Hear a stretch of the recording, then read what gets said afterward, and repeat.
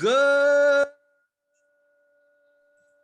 evening, Grinders. Welcome to the NFL Pre-Lock Show here on Rotogrinders. I'm Jordan Cooper, aka Blender HD, joined by Will Priester, Chief Justice 06, to talk to you about the Saints versus the Seahawks tonight. If you want to bet on the game, you should try out our partner, BetMGM. You make a deposit there, make a $10 bet, and your team gets a touchdown. $200 in your pocket for free. So BetMGM. Use the promo code GRINDERSBET when you deposit. GRINDERSBET is the promo code. Hit those thumbs up buttons. You know me. I like the thummy thumbs. Right? We got Devin in the chat. Feel free to post your questions or anything you want in the chat. I will scroll back. I'll see and reference that. But we do got a game here. Looking at scoresandodds.com. Saints Seahawks. It opened at 43.5, with Saints being a 3-point favorite. Now it's a 41.5 point game. The Saints with a 5.5 point favorite. This is not necessarily the most appealing Monday night game. Geno Smith versus Jameis Winston, who you'd think was chucking the ball, but he's only throwing the ball like 22 times a game. We got some weather conditions out there. I think it's an interesting showdown slate, though, because there's going to be like the chalkiest guy ever. And you have to decide if you play him, how do you play with him? Or you could do the ultra, like I'm not going to play Kamara and see what happens. I don't know what side of the river you're on, Will, but typically mean cards have the crappy Thursday games. It's good that you finally get a Monday game where it's crap. I must say, because from time to time I pop into the Thursday show, and man, it is crappy. I will say this week that goes away, sir. I think you guys get the Cardinals and Packers. Is that right? I think but no Devontae Adams. So let's see how crappy that is. Oh God, don't make me laugh. Well, I mean, you'll have Lazard, Tunyon. So what we're going to do now on Monday is go over the Thursday showdown. That's what we're doing. Just go ahead and get it out of the way. Right. No, but there's no I always like starting with the inactives. There's nothing on the inactives report that we didn't already project. Rashad Penny is active and playing. Traquan Smith is active. Alex Collins is active. Like there's nothing on here. Everyone that was probable is in. We got some like Kevin White was activated from the practice squad. I don't think that's going to matter that much. The Divine Ozigbo is like the only running back behind Kamara, although I guess Ty Montgomery kind of plays like a scat back in a way. So we got a lot of cheapies on this slate, which makes kind of fitting in a 12.8K Kamara. Do you believe how I don't know if you're playing NFL tonight. I know you're not playing NBA. I built 13 lineups, and typically my style, Will, you know me. When I play with small amounts of lineups, I'm going to go for chaos. Based on the lineups that I've run this afternoon, no matter what I tried to do with projection and ownership, I still got 100% Alvin Kamara. He projects for 8 points higher than any other player on the slate, barring an injury. We have him at 55% owned in the flex and 38 in the captain. It's quite possible in this game at this total that may actually be under owned. I didn't want that to be the answer, but I was all ready to just X out Kamara and see what happens, but I couldn't do it. Do you have any lineups that don't have Kamara in it? No, I don't. And it's because of all the things that you're talking about. With He's going to touch the ball 30 times. I mean, like, yeah, and the Saints are only going to throw the ball 25 times. And Geno Smith for the Seahawks, unless this turns into a shootout in the weather, see, the thing is, Will, let's say you think, oh, Winston's going to throw the ball 34 times. Well, Kamara's the target leader. Which is not happening. Right. But Kamara's going to get 5 to 7 of those anyway. So, yeah. So, I mean, I don't like calling anything a lock button at all. I think you could build lineups without Kamara. It's just you're giving up so much projection doing so that in smaller field contests, I mean, which I'm primarily playing, I just have 100% him.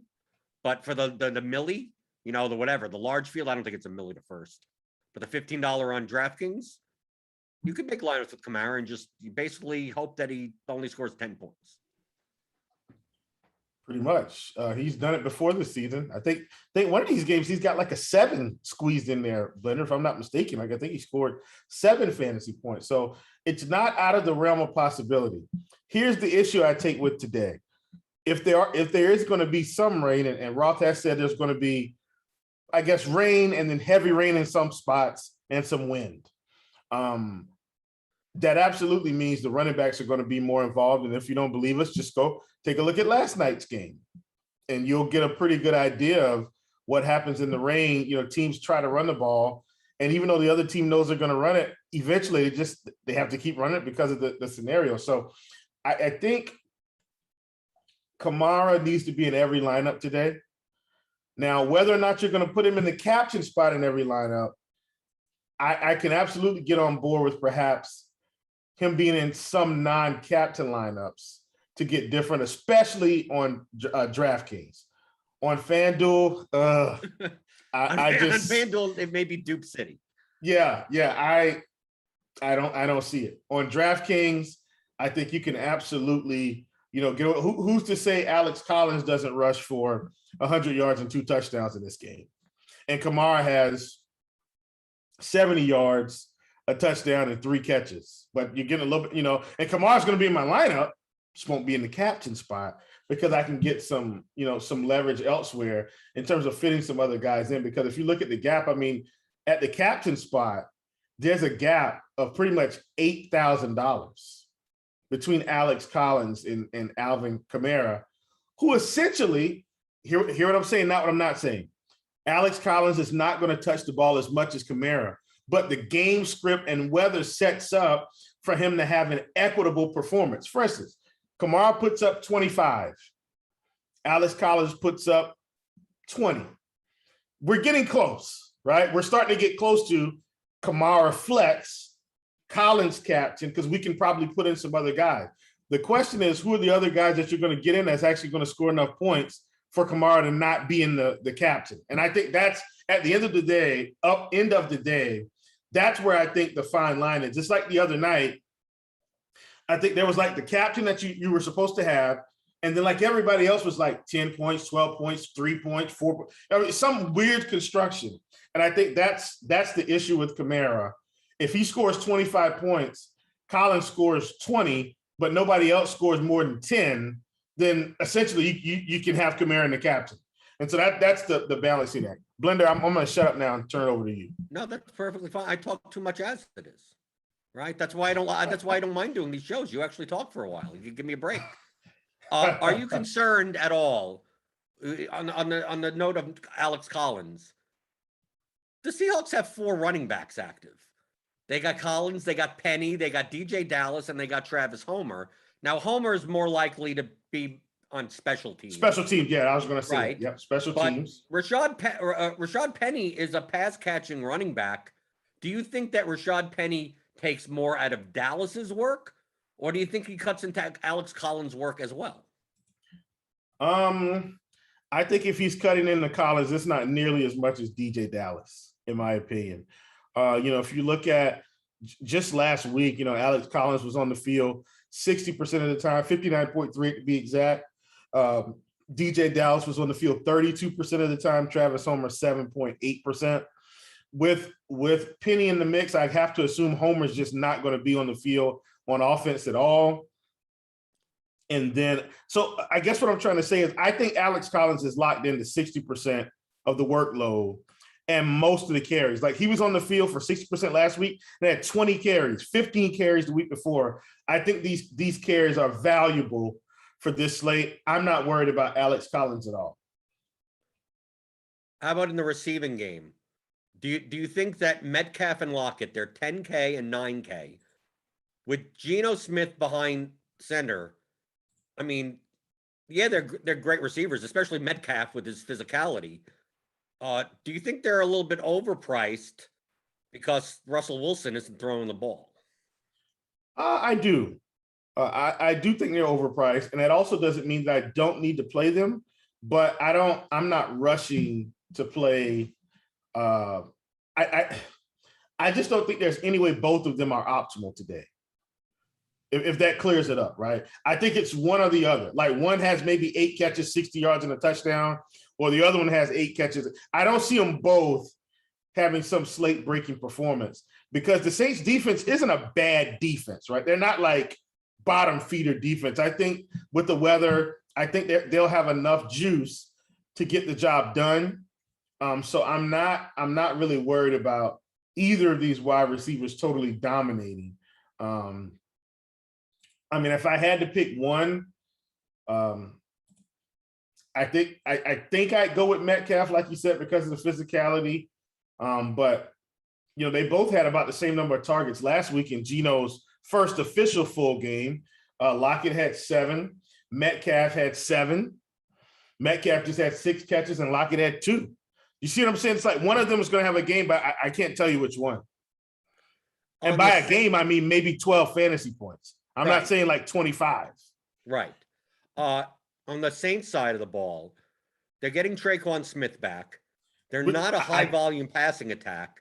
You got Callaway at 8,600, Traquan Smith at 4,800. Kenny Stills has been out, running routes and not doing much for 1,800. You got Ty Montgomery's on the field a bunch for 800 down there. You also have Troutman.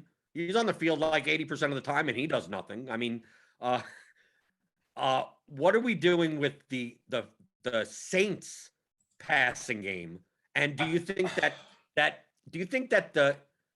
the passing games in general are going to be underrepresented on today's slate? Because in running ownership, this may be a slate where both quarterbacks come in under 50% owned.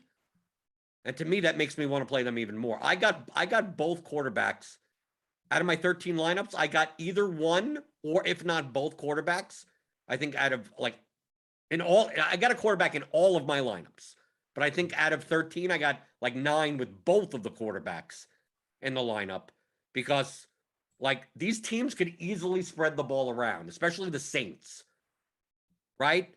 Yeah. Like you could see 3 passing touchdowns, 1 to Kamara and 2 to Randos. And if Winston's going to be underowned, like I could still have Kamara and the captain, Winston in the flex, and then play like I could play Ty Montgomery, right? If he catches a touchdown, or I mean, these guys are cheap enough that I think the passing games go underrepresented, and I think that Metcalf and Lockett actually go higher owned than Geno Smith. And who says that Geno Smith, if people don't remember, he's a running quarterback. Like, yes, we haven't seen it because he's been backed up. Yes, he's Russell Wilson's backup. But, I mean, I think in the game where he came in for him, he rushed for like 40 yards. I mean, 23 to be exact. Okay, but at 23 is still better than like Matt Ryan. How much is he going to rush for? Yeah. I mean, the next game he had -1. Full disclosure, I did take the under on 12.5 rushing yards tonight, if anybody's wondering. On Geno. But he can run, he can. Yeah, he can. I'm doing it's a speculation based on the way they run this offense. That's all that is really. They got running backs for days, always handing the ball off. If they get him to drop back and pass, I feel like he'll have safe throws. Like it's speculation, okay? So don't, clearly Geno can rush for over 12.5, but I think he's going under. But you understand my psychology. Yes. There of instead of playing Metcalf or Lockett, you play Geno Smith and then you pair him with like Freddie Swain for 2K. And it's like if Metcalf and Lockett both are sitting there with, let's say they both go 5 for 60 with no touchdowns, 11 points for their prices. If Swain goes 2 for 40 with a touchdown, that's 12 points. He beats both of them out for 2K. And now I got Geno Smith and Jameis Winston in my lineup doing that. Absolutely. As long as it gets spread out, like I think the quarterbacks, I really think are going underowned today. I think people are more likely to play the running backs and the wide receivers and play less. And also similarly, we saw it yesterday. People were scared to play the kickers in the weather. And they seem to have no problem kicking the ball. Like I have a whole bunch of Brian Johnson, especially since he was kind of added to the player pool late because Will Lutz is out. And, I think with the Saints, if you think this is a low scoring game and maybe these offenses stall out, like who says that Brian Johnson can't have 12 points and still beat out some of the other guys? If Brian Johnson gets 12 points tonight, he's pretty close to optimal. I have to believe. I have to. Here's what I will say. Well, never mind. I'm not going to say it. I'll wait until we get there because I know we'll get there at some point, maybe. Okay, where do you want to get there? I could go anywhere you want, Will. Well, this was with our new Slate IQ. Oh, okay. I don't want to get there. I want to before we get there. Okay. Right. Let's go down. Let's go down to the cheapies. Right. We talked about a lot of the main players. Let's go down to the cheapies, like the guys that are underneath the defenses and the kickers. Saints defense is 5,800. Okay, it's a little high because we got Dallas underneath there. I do think they have a good game today. I will say, but I still don't trust defenses over players. But I do think they have a good game today, for what it's worth. Okay, so underneath them, we got Gerald Everett. We got these the Seattle tight ends. 2,400 for Everett, 3,400 for Disley. We got the kickers there. Then we got the Seahawks defense at 2,800. Then underneath that, we have Penny, Homer, Juwan Johnson. Juwan Johnson is in a lot of their red zone packages for the Saints. He's not going to be out there often. Troutman is most likely going to be out there for blocking. Between the 20s, but Juwan Johnson catches touchdowns. And tight ends in Showdown are a cheat code, apparently. It was National Tight End Day yesterday, and people still didn't play tight ends. Juwan Johnson, and we got Ozigbo, we got Montgomery, we got Penny Hart, Little Jordan Humphrey, Dorsett, White, Armand, Parkinson, Griffin. I think all the way at the bottom. That's a stretch. But what are your thoughts on with Traquan Smith active now?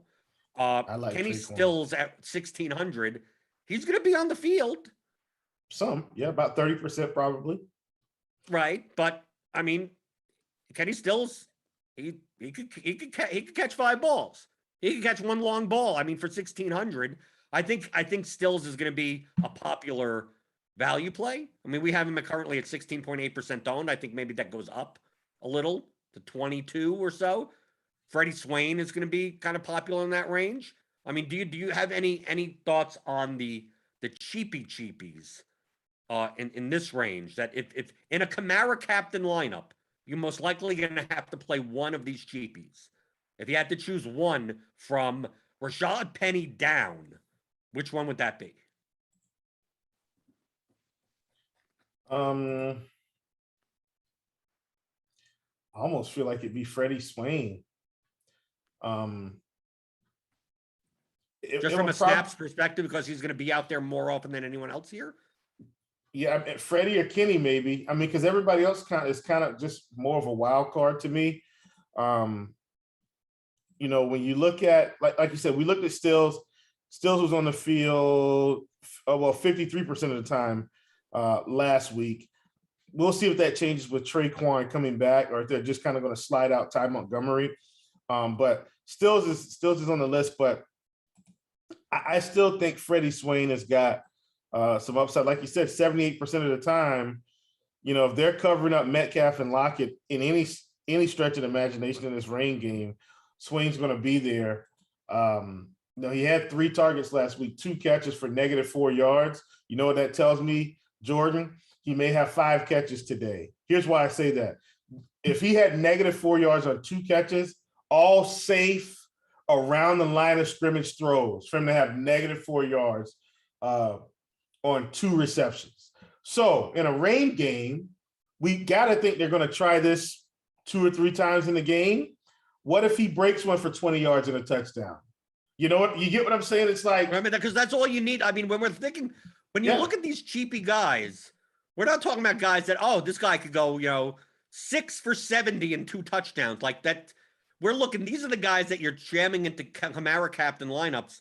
And if they get you 8 points, like you're going to be, you know, you're going to be swimming like a pig in crap. I mean, like that's what you're looking for down. You're looking for a touchdown reception. You're looking for a long pass. You're looking for something like that. And you're either going for one or two types of people that are going to be on the field a lot. So at least they have the opportunity. Like Troutman is going to be out there. Does he get any targets? Who knows? But at least has the opportunity of getting targets. But then you have Jawan Johnson on the other side, not going to be out there often at all. But if they're inside the 10, he's going to be available for play action, you know, getting a touchdown, jump ball. He's a tall guy. Like I'm more likely to play those guys than like the real role players like Penny Hart and Little Jordan Humphrey, because those guys aren't in red zone packages. Like they essentially need to the Seahawks have the ball at their own 40. Penny Hart, you know, is in 17% of snaps, and he grabs an 8-yard pass and runs it for 52 yards for a touchdown. Doesn't mean you can't play them, but I'm just like, I'm more likely to go after the players that are either on the field a lot, Swain, Troutman, Stills, maybe Montgomery, maybe, then go after guys that are like, they're going to be in for 4 snaps, like Alex Armah, you know, like, which is essentially the Saints fullback. He could get a 1-yard touchdown run. You're absolutely right. Yeah. That's his upside, right? I mean, like, that's essentially his upside, but at least you're making a case for him. I think I'd play Alex Armah over Philip Dorsett, who's out there for 3 snaps, if that, right? Yeah. So, like, in these Absolutely. cheap trains, I'm looking like Travis Homer, like how with Rashad Penny there, like for 2,400. I can't do it. What's his path to 8 points? Other than a complete broken play on very limited snaps, which is it could happen. Yeah. Or like Ozigbo, like what Kamara injury, like what's his path? Or his path is that the Saints are up 5 touchdowns already and Ozigbo's in the 4th quarter. Like where does? But that's unlikely in this game unless. Well, I take that back. The likely scenario, if the Saints are up by 5 touchdowns in this game, now I'm thinking I might want to have some defense, because I don't think it's going to be through their offense. If they're up 5 scores, you get what I'm saying? Like if they're up 5 scores, It's a kick return, it's a punt return, interception, fumble recovery for a touchdown. Like but you know what I'm talking about. That it's a large enough lead that I know. In the fourth quarter, the backups are in essentially. No, but that's what I'm saying. Like if we build, and this is just now, guys, this is us kicking an idea around. That's a viable scenario. I'm saying if they're up by that much, then the defense I think has played a part in the lead. So I'm going to need them in my build, along with Devin Ozigbo, and I guarantee you nobody's going to have that lineup. Like I can promise you there's not, well, I don't want to say I guarantee, but it'd be pretty close to the least split possible you could imagine, having a defense Kamara and a Devin Ozigbo team. No way. I mean, I need to build that right now. Like that might be the Millie winner. Do you have, I think that actually will exist with Kamara and the captain though. Only because it's more likely. Like if I put in, I'm going to do that right now on the screen for you.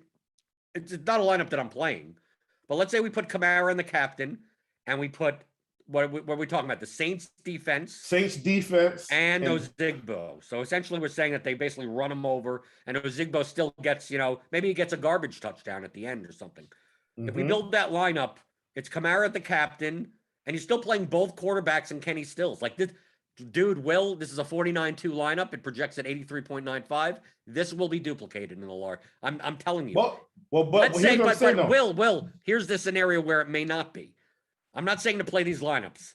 Let's say instead of we put a Zigbo in there, we put Kamara in the flex, and then we put the Saints defense in the captain spot. Like this is much less likely to be duplicated. And then we run it. And we get 48-9. It's Saints D captain, Kamara, Winston, Smith, Traquan Smith. So essentially, it's a Saints onslaught with the opposing quarterback, which makes complete sense. It leaves 1,100 on the table. And I've been playing these large field GPPs long enough. This lineup will probably still be duplicated, but maybe only by 2 or 3 people. Well, that's what I'm saying. I mean, listen. $333,000 is a nice chunk of change to put in the bank. I think it's 500K today. I think it's 500K today. Oh. So can you deal with 166,000? Is that wait a minute? Well, what's second and third? It doesn't matter in Showdown. It's what it combines all together. Yeah, it's a nice I know. 6 figure. I'm not complaining. If I could get lineups that are only duped 2 other times, I'm playing them. Okay. But to make the guarantee that this lineup isn't duplicated, there are lineups that I look at and I go, "There's no way anyone plays this," and I'm tied with 11 other people. I'm like, wow, how did that even? And I don't even mind that sometimes. Like, okay, fine, 11-way split. Just I'm trying to avoid those lineups that are duplicated 50, 100. We had one lineup in first last night. That was the most heavily duplicated lineup in the entire contest. It was duplicated 1,195 times. Yeah, if that would have won, everyone would have got a split, and they would have won $2,000. And guess what? It's almost not even worth it. Right. Yeah, almost not even worth it. Okay, let me go through the YouTube chat before we get to a Slate IQ. Let's see, going through Dean's burner account. I'm assuming that's not Dean's burner account. He's asking me this, but this is more of a question for Will. Thoughts on Collins' touchdown prop over? PD runs the ball plus the weather makes a plus 190 look juicy. For what I like it. DK is going to get blanketed by Lattimore. Yeah, we're talking about what Collins being plus 190 is that the current line? I thought the line is I'm pulling it up now. I'm pulling it up now.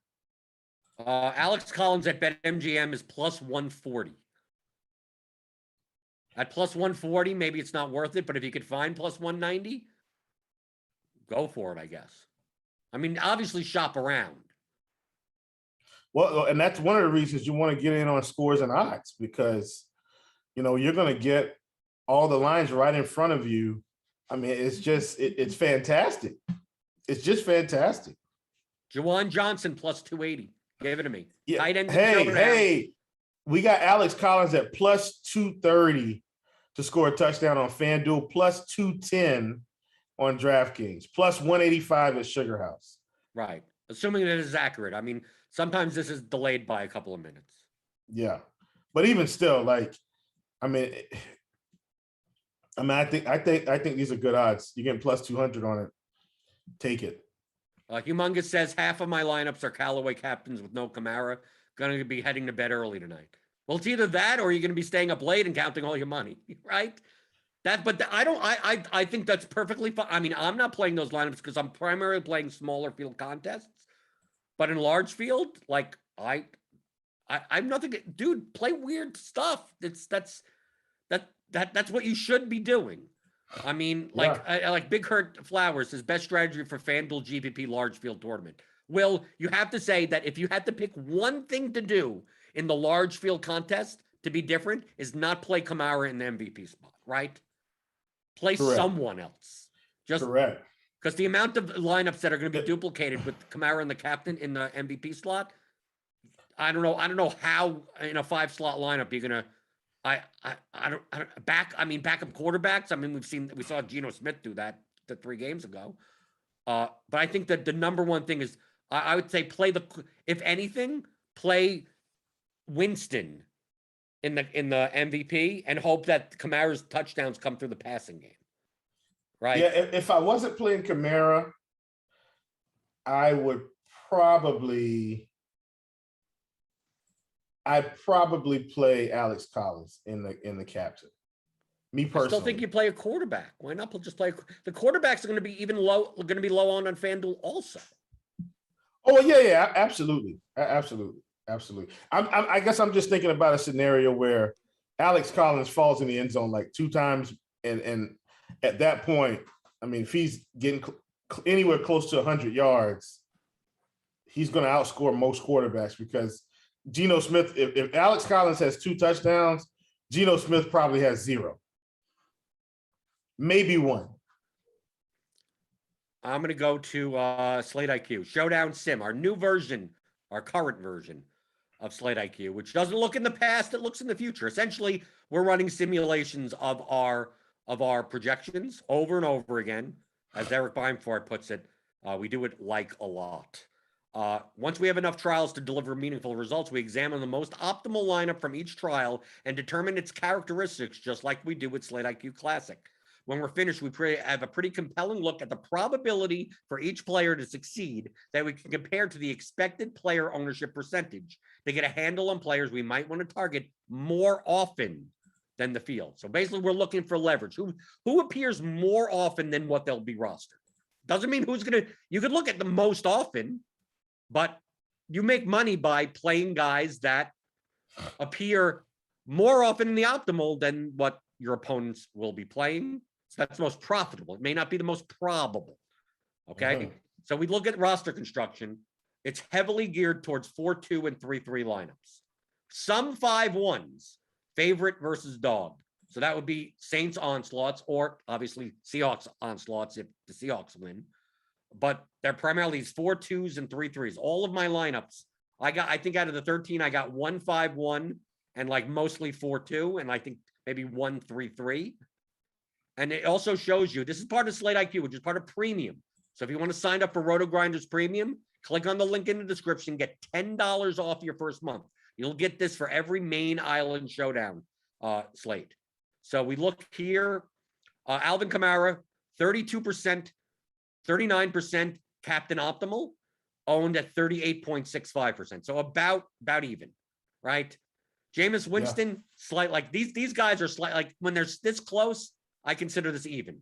So Winston, 11% in the optimal and owned around there. Geno Smith, 8.5% optimal, captain, around the same percent. DK Metcalf is slightly negative leverage. 8.3% in the captain, 9.9 owned.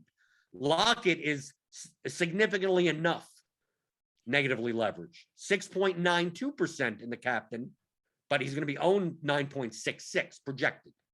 Marcus Callaway, about even. Traquan Smith, a little positive leverage. Seahawks defense, 2.42% of the time.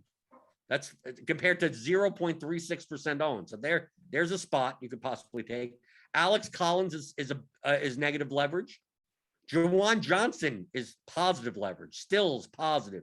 These are the cheapy guys. The problem with these guys, though, if you play them in the captain, you got to leave salary on the table, because while they may be in the captain up, it doesn't. This simulation just doesn't care about the payout structure or how many people are going to be tied with it. It's just that how often does it appear? And if Juwan Johnson and Kenny Stills end up as the optimal captains, and the salaries are like 48.5 plus, it's still going to be, you can still be duplicated 50, 70, 100 possible times, because once you play a 2K guy in the captain, like it's Kamara, Smith, Winston, it's Metcalf. I mean, you could just jam everyone in, and that's what most people do. So if you do that, I would suggest leaving a little salary on the table if you don't want to be duplicated as much. Freddie Swain, positive leverage. Saints captain defense, slight negative leverage. And then we got these cheap guys like Everett and Penny, negative leverage.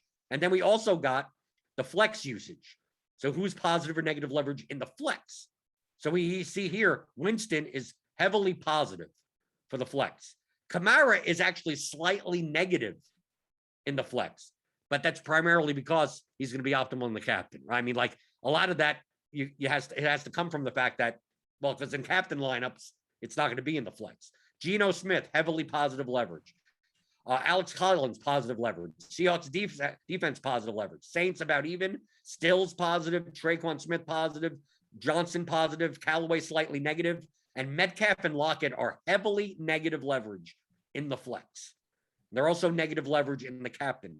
So, like you could tell, I look at the simulations that we do here at Rotogrinders, and I built my lineups according to that. I have 4-2, 5-1 heavy Saints, and not using Lockett and Metcalf together in a lineup, using one or the other in the flex if needed, but having way more of the quarterbacks. And based on our Slate IQ simulations, that is a more profitable plus EV way to play, even though like we still understand that, Metcalf and Lockett still show up in the winning lineup more often than other players on this, than Kenny Stills or Freddie Swain, but you make more money when they don't.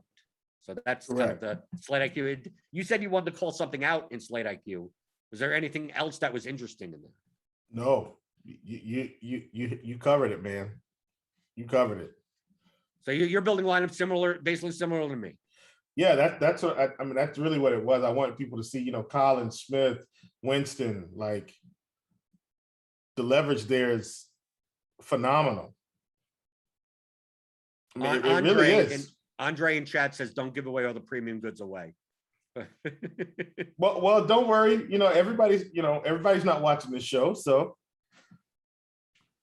there you have it. Sometimes we have to give out a little nibble, so you come on board and you don't, you get all of the goods. Yeah, absolutely. Let's see. Go through the YouTube chat. Brandon Reed says DJ Dallas for 2 touchdowns. Well, good luck with that. Good luck is correct. I don't know. Do you have any DJ Dallas? I have DJ Dallas in 0 of my 13. No, not today. Now, if Penny wasn't there, I'd have some. But yeah, he's 5,200 now with Penny back. So he's raised his price and his projection is lower. Yep. Let's see. So going through. Won't be investing in any of that. So if you got any more questions in the YouTube chat, feel free to type them in, hit those thumbs up, hit the subscribe button if you're new here, hit the notification bell to know when we go live. Right after this show, right on this channel, right on this video, you don't have to click anywhere, is Grind the Line. It's with Dean, it's with Grant, it's with SBK. They're going to be doing a ton of live betting. They're going to be on BetMGM looking on those props. Feel free to deposit there. Use the promo code GRINDERSBET if you do so. And since they talk about movies, they talk about it's just a watch along live betting show right after this, so you can hang out with them during probably a very bad football game, and good if we make money on it, fun of Grant most of the time, right? This is going to be a fantastic game if we make money on it. Fantastic. Last week they had Mangone on, and Mangone said he's never seen the Shawshank Redemption. No, he did not. Will, we know you're big into basketball. Mangone is big into basketball. The channel that has the most amount of basketball is TNT. TNT. And I swear to God, like every other day, it's come on, like on TNT. Yeah. How do you not look into like I need to find the basketball game, and you end up watching the show? Right. And then here's the other thing: if you watch TNT enough, you'll get NBA Tonight, and Shaq will talk about the Shawshank Redemption from the old Lakers teams, and then the Shawshank Redemption will actually come on TV. So I don't know. I don't know. Paul Hallis asks Seattle kicker Myers and leave 100 on the table, or use Penny and leave 1,500 on the table. If you're playing the large field thing, I would be more likely to leave the money on the table. But I think the kicker is obviously safer. Yeah, absolutely. Wig 3, Penny and Collins. How about the Seattle running backs in the same lineup? It worked for if you played 3 Patriots running backs yesterday, you did really well. I don't know how you get there. We could play? You could play 2 Seattle running backs, right? Yeah, absolutely. Well, based on your predicted game flow, you think Geno Smith's going to throw just never throw the ball? I think he's not going to throw any touchdowns. That's my predicted game script. I think he'll get some yards, but I'm hoping he doesn't throw any touchdowns. Robert Page asks, so what's a better 3v3? Marquez Callaway, Kenny Stills, Saints defense, or Metcalf, Dallas, and Seahawks defense? I mean, basically, it's one more time. The Saints, or basically the Saints and the Seahawks. Callaway, Stills, Saints, Metcalf, Dallas, Seahawks. I go with the first one. Yeah. I'm not playing Dallas today. Dean says I've watched the last 3 minutes of Bones on TNT so many times. Right, you turn it on, it's like, oh, yeah, there's Bones, it's on, yeah. It's TNT and NBA, whatever. Yeah. Right?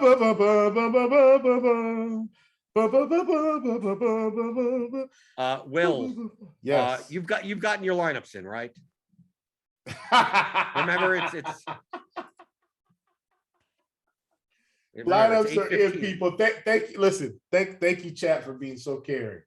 I had to make sure I got my lineups in because I didn't think I'd made my upload. So let me make sure that okay, my lineups are in.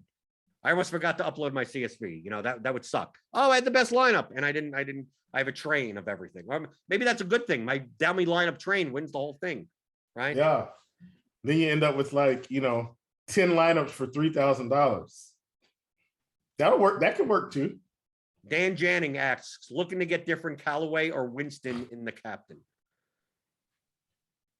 I think I'd go with Winston. Typically, a wide receiver is going to be better, but I think I'd go Winston over Callaway here, especially with Traquan back. Like this Traquan, believe it or not, though, this Traquan being back is going to help Jameis, I think. Yeah, why wouldn't it? I mean, look who they have. Who else they have to throw the ball to? Yeah, this. I'm telling you, I feel good about today. I like the passing. I like the Saints I feel passing good about it. Yes, I feel good about this now. The more I think about it, Traquan Smith is cheap enough. I don't. Callaway at $8,600 is a stretch, but the Saints are known to throw the ball around, and there's nothing that says that Winston can't throw for 3 touchdowns. Well, and one of them is to Kamara anyway, and Kamara's, and you can play Winston and Kamara together. And yeah, Traquan, I like it. I like this. Traquan being back is going to be a game changer for us tonight, Jordan. Game changer. Injured again. Well, right, obviously. Well, let's hope that doesn't happen. Yep. But I think if anything that you play in the captain spot other than Kamara is going to be different, and I think people are more likely to play Metcalf, Lockett, Collins, those types of captains than this is one of those weird slates. Typically, quarterback captains are over-owned. On this slate, they're under-owned. Now, yep. Personally, I'm playing 13 lineups, and they all have Kamara in the captain. But remember, I'm playing smaller field contests, and I believe I could get different elsewhere. And if I'm duping in a smaller field contest, it's with 1 or 2 other people at worst. So that's fine. For the large field stuff, I think, playing Winston plus Kamara plus Troutman plus little Jordan Humphrey, right? Like do that type of lineup, right? I think that would be better off than playing Callaway in the captain spot with Winston plus Kamara, and then like God knows who at the bottom. I mean, now you have to scrape for 3 cheap players together. I mean, obviously it could work out, but I think Callaway's prop on his receiving prop. I could take a look here. I mean, these are the lowest receiving props I've seen in a game. 44.5 for Callaway. Yeah, Metcalf, that's pretty much what it is across the 59.5. industry. Yeah. Lockett, 47.5. I mean, like, is anyone getting the 100-yard receiving bonus this game? Likely not. So if you're not going to get the 100-yard receiving bonus, it's hard to pay $8,600 up for a receiver in the captain spot. Yeah. Yeah, absolutely. Absolutely. Alan S asks, kicker or Gerald Everett? Kicker. I prefer Brian Johnson to either Seattle tight end. Even though it's showdown, it's going to be a 4 tight end lineup that wins. I mean, it's just inevitable that and it's going to be a tight end rushing touchdown. So that's going to be even. Oh, of course. Right. It's going to be a Will Disley tight end, tight end trap play for no apparent reason on the 2-yard. Oh God, don't get me started. Okay, we're just a minute before lock. Let's see if Dean and the guys are in. Are they in the backstage area? Are they behind the scenes? Not yet. They're running late. I think they thought it was an 8:20. They did the opposite, if you will, right? Right? Yeah, they did the opposite. There it is. So 8:15 on the dot Eastern time. What else is there to talk about? NBA? Everyone's in foul trouble, apparently. According to my Twitter stream, everyone's in foul trouble. Everyone? I think Giannis is in foul trouble. I think Sabonis is in foul trouble. Oh no. He didn't play NBA tonight, so I have no idea. I didn't. So I mean, but I mean, not traditional DFS. I got props on the line here on Prize Picks, man. Need them to come through for me. Oh, they're here. Oh, we got them here. The guys are here. Oh, I didn't get that one in, huh? Dang it. Good evening, guys. Oh, look at all these handsome people and Dean. Oh, you know what, Grant? Just because you're tilting basketball, you don't take it out of me. Are you tilting basketball? I don't know. I'm winning money. Oh, well, never mind. Jeez. Somebody didn't roster Miles. Well, you lose plenty, but you win enough that, it kind of offsets it. Never lost anything in my life. Well, no, we'll point to the Only my sanity whenever I'm on a podcast with you. Well, buckle up. We're here for the next 3.5 hours or so, give or take. Watching tonight's fabulous Monday Night Football game. It's Blender and it's Will. Do we have anything to say as far as crosstalk? What's up, chat? Do subscribe, hang out with us for the next 3 hours or so. Mute your TV. We're going to be watching some Monday Night Football. We're going to be wagering. We're going to be betting. And Grant's already called his shot. There's no way he's going to be losing. Chief, Blender, you guys hanging for a second for crosstalk or nothing? Just going to go ahead. Crosstalk, is that the name of the show? Crosstalk, where just everyone talks to each other? Well, no, this is crosstalk right now. Like we're blending the 2 shows. We're kind of marrying. Oh, that's what we're doing. Is that what they call it in the biz? I don't know. Crossover. Crossover? Yeah, sure. That all works. I don't know what technical term you want to use. I got some crosstalk. You guys know what I'm all about here. Is it Prize Picks? Prize Picks? No. I kid. It's absolutely Prize. Who's going to get 17 tackles tonight, Chief? It's absolutely Prize Pick. You already know who's getting 17 tackles. It's Bobby Wagner. Book it. At any rate, if I were you guys, and typically I don't do this early, but if you want to speculate a little bit, because the thing about Prize Picks is if somebody gets hurt, they're not going to run it anyway. I think I'd go ahead and get on this second half rushing yards for Alex Collins. Like I think they've got him undervalued today. He came in at like 46.5. Yeah, I know Rashad Penny's back. He's at 23.5 for the second half. And he's probably at 23.5 for the first half too. Either way, I think that's too low. He comes out and pops for like 35 yards in the first half. You're going to see this number come up big time. So I would be getting on Alex Collins probably like right now. and just pairing him up with maybe whoever whatever your favorite person is, because they're going to come in a little bit too low. Anyway, typically the kickers come in a little bit too low too. So like a Brian Johnson or a Jason Myers, take them, pair them together, get your little 2-pick parlay. All right, that's it. I'm done. I'm gonna let you guys run this show. Thanks for letting me talk a little bit. See you guys later. Be good, Chief. Blender, you're out of here too, I assume? Yeah. Why the hell would I stay? I don't know. I mean, Grant and Keach are here, right? Of course I do. We're gonna That's grind the the reason line. why I gotta leave. One of these days, I keep saying I'm gonna just come back randomly and hang out. You guys have extended me the invitation. I appreciate it. I do want to watch the first half of this game though. Nice hat, Grant. Keach, good to see you. Dean, Blender, see you next week. Talk to everybody later. Bye, chat. Thank you, Devin, also for your great producing skills. I can only take so much rejection. I'm no longer going to extend. I mean, every time Will's like, yeah, next time. I don't know about you, Keach or Grant. There's only so much rejection I can take. I can't. I figured at this point in your life, you're used to rejection. Well, on all different levels across the board. Is that what you're saying? Yeah, just standard. By the way, Pete Carroll's putting on 4th and 1. Drink. I guess whatever they're on the 20-yard line in a weather game. Always go for it. Just always go for it. That's it. No, not when you have Geno Smith at quarterback. Yes, I do have money on Seahawks tonight. As do I had a feeling that was going to happen.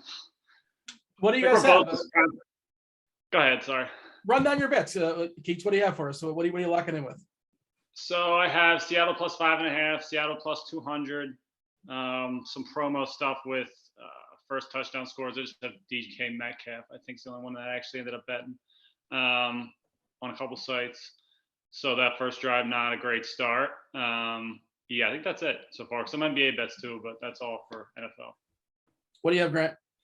I had a lot of free. I had $1,000 in free bets on Caesars because I picked 7 winners against the spread on Sunday.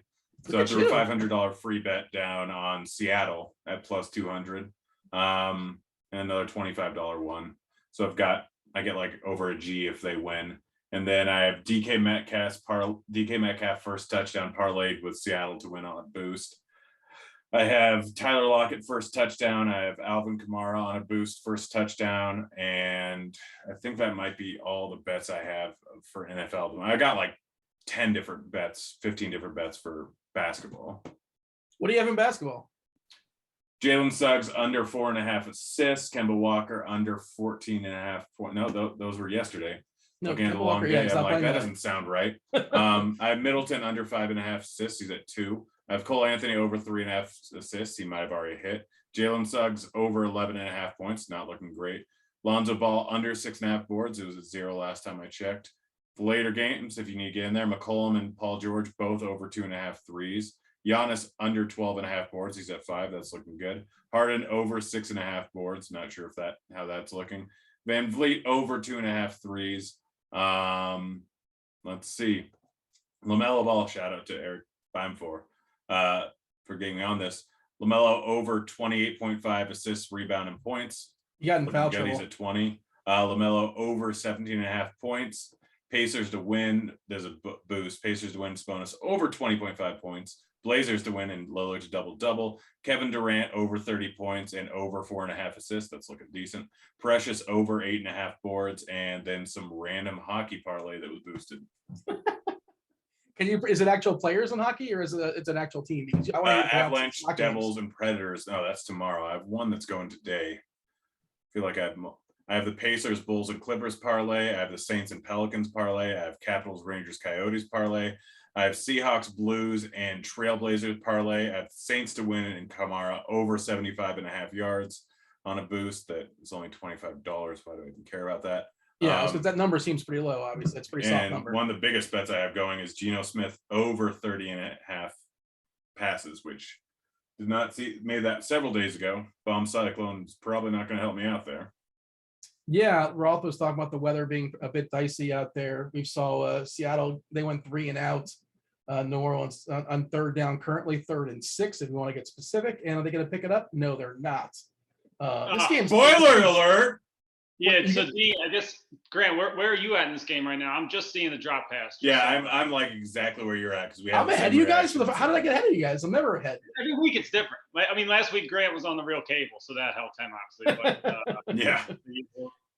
Oh man, I need to make I'm trying so hard to get my basement in my new house to be a sports book, and convincing the fiance is not easy. Yeah. Although I think I figured out, so we'll have a projector and then we'll have TVs on the wall that pop in. Oh wow. This is like a man cave, basically. Is that the concept? I mean, that's what I want. She's like, that'll look tacky. I'm like, we'll put curtains over it when I'm not using it. Oh man. Are you excited about this game, Grant? Because you're actually like a Seahawks fan, but you know, it's hard to get excited about the Seahawks without Russ. Yeah, I mean, like I'm still hoping, like, what are we, 2-3? I don't know. Probably. That sounds right, more or less. Yeah, I'm not sure because they lost last week to Pittsburgh. They obviously lost against the Rams when. Yeah, 2-4. So we still got an outside shot at the playoffs. Actually, yeah, we're only like, we're not too far behind because this game will be big because the Saints are a game and a half ahead of us. So I mean, I think that they win. Saints are just the most up and down team in the world. It's ridiculous. It feels like the Saints haven't played in like a month. I don't know. Is that just me? I feel like I forgot they were. I forgot they even existed. I know. Yeah, I know. But I guess I feel like the game before that they play against the Giants or something like that. Like I forgot that even happened. Washington. That's who it was? Yeah. Well, I think I was on the Washington side. The Giants one went to overtime and they lost. Like, yeah, they've lost to the Giants. They lost to the Panthers by a lot. They crushed. Yeah, they absolutely crushed the Packers. Like, Jameis Winston is Jameis Winston. So anytime you can get a plus 200 dog, which the line movement was pretty drastic in the Saints' direction, this game approach. I'm guessing that's because, like, playing on the ground is a little bit better for the Saints than it is for the Seahawks. But yeah. This game, Keith, did you ever read as far as? Well, I mean, I guess you already gave your bets here, but did anybody take the under? What was the total? I didn't catch it. I imagine. Yeah, it was real low. I pretty much saw this the same kind of way as Grant did, though. Like the Saints are just a very kind of unpredictable team, and if I can get Seattle at home in prime time plus 200 against Jameis Winston on the road, like I'm gonna do that.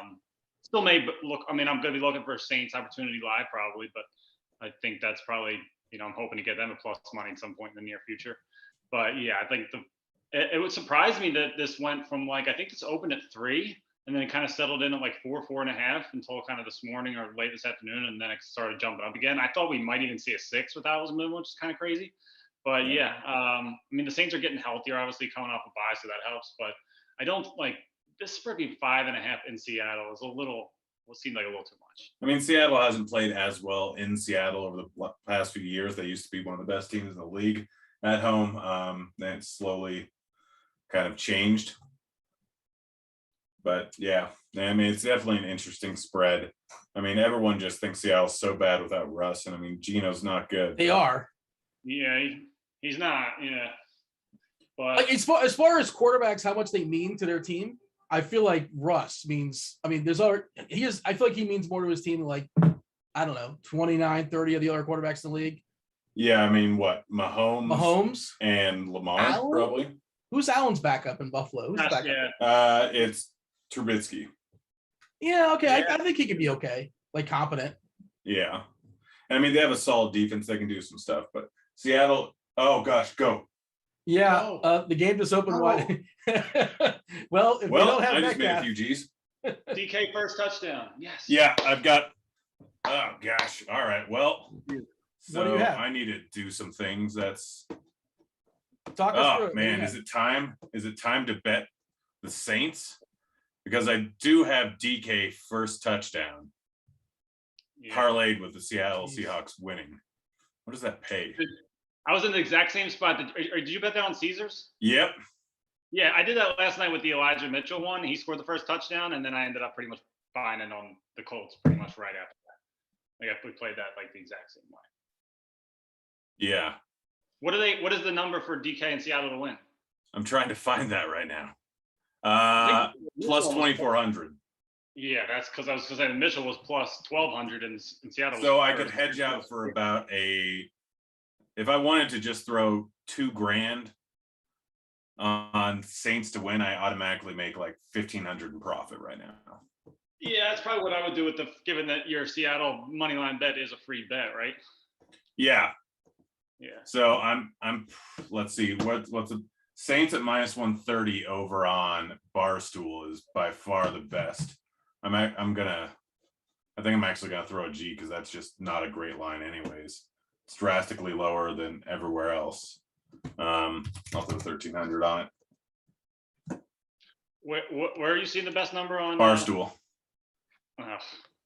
Yeah, you ain't got it. Next best is minus 150. Yeah, I'll probably wait and hope the Saints go another 3.5. If you want, I can throw some money on it for you. I think I'm just gonna hold off, see if Jameis has another bad drive, then try to maybe buy in after that. I would assume they'd be plus money at that point. 150. Yeah, I mean it's not a bad idea. I think that minus 130 is bad. Like it's minus 150 everywhere else. They were minus 220 by the time, or minus 240, 250 by the time the game started. Like they can still do this on the ground, and that was just one big play. Yes, it's going to be a low-scoring game, but see, the Saints probably have a better than 130. I think 150 is the right odds for the Saints, so I'm not hitting those lines obviously because I got better. But yeah. I wonder where we are total-wise. That wasn't a quick strike. I mean, they each had 46.5. I'd actually probably hit the under there. At FanDuel, you can get it at minus 102 juice. Which is, I think, I'm going to throw a few hundred on that. Yeah, 5 minutes gone in the game. If you want to bet, if you're at home and you're in a betting state, get yourself at BetMGM. Use the promo code GRINDERSBET. Bet $10, $200 instantly on BetMGM if your team scores a touchdown. Is anybody else watching basketball or tilting basketball at the same time? We'll watch this bowl game, or is that just me? I have like 20 different. I'm tilting basketball, hockey, highlight. I'm tilting 30 different bets, and I'm tilting basketball DFS, showdown slate. Obviously, all my bets, which I don't even care because I'm the greatest in the world and what already up money. That already pay out. Yeah, DK.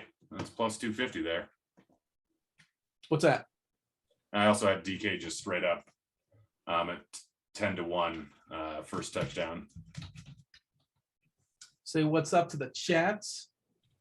What's going on in the chat here? What bets do we have going on in the chat? Let's see if there's anybody has anything interesting to sweat. What was Metcalf?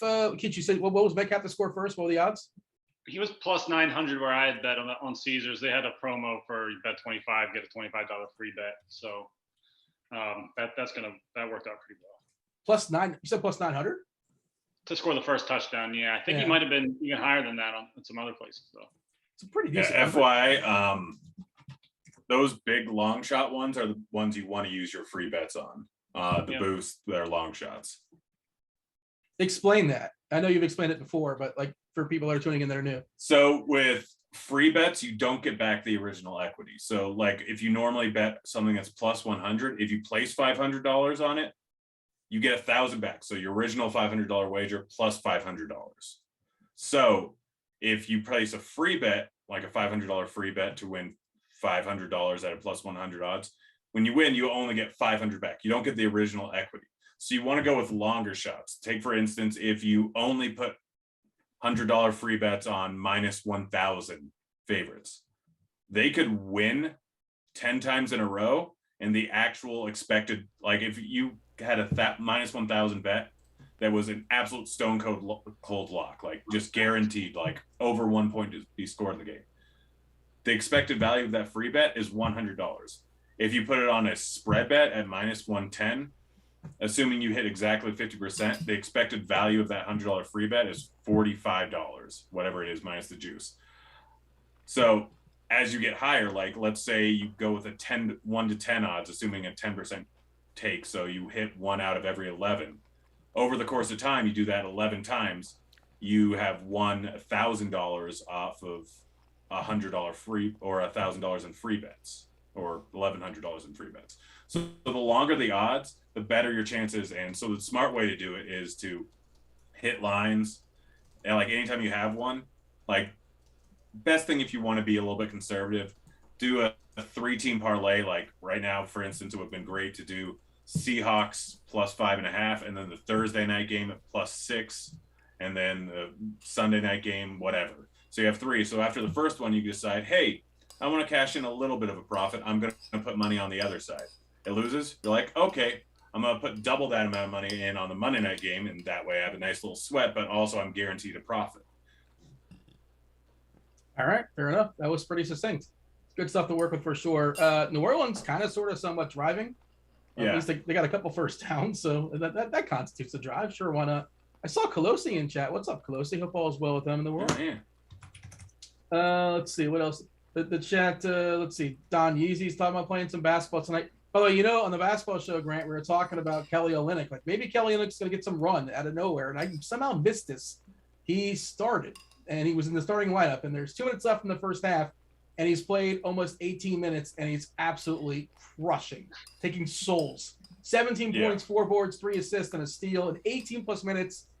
I mean, Detroit's just the worst. I'm sure, and Keach, you're in the projection team. And unless you see he's starting, obviously, then you can kind of sort of bump him up, but you can't foresee that coming outside of just being Detroit is goofy. And now they're without Grant, right?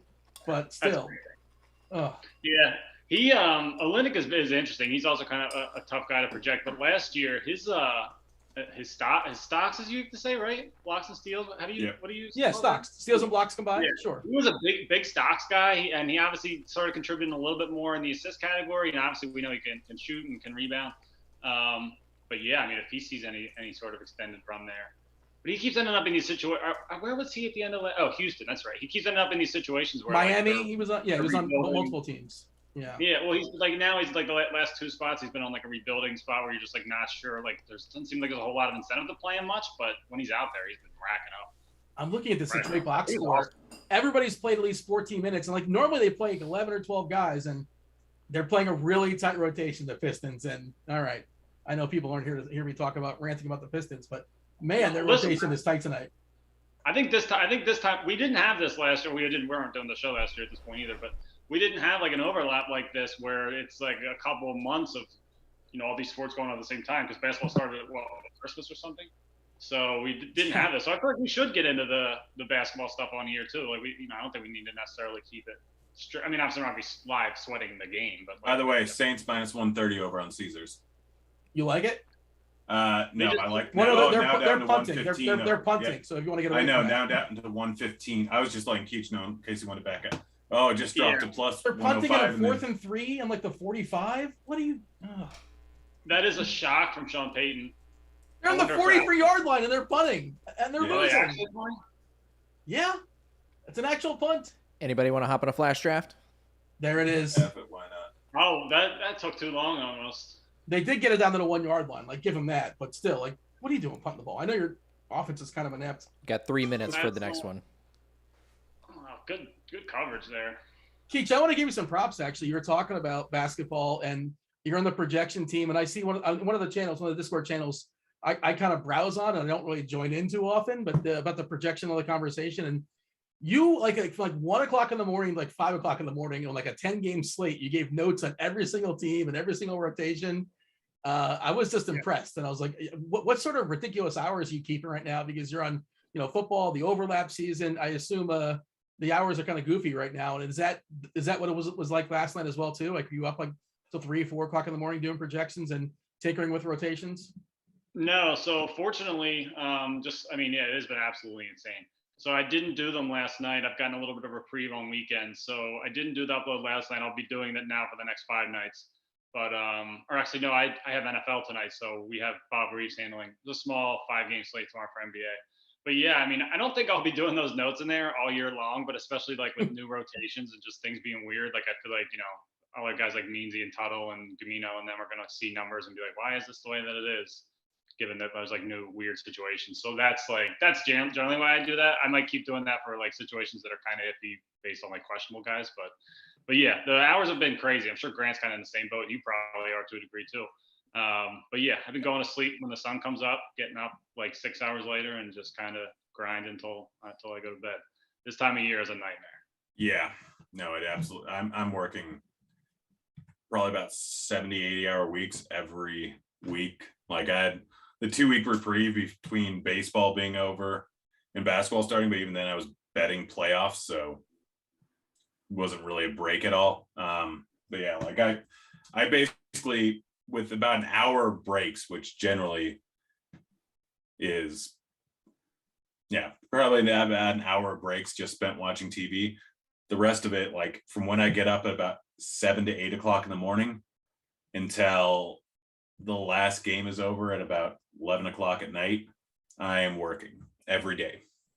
Where you're supposed to dedicate at least 80 hours a week just for football. That's my understanding, right? I mean, yeah.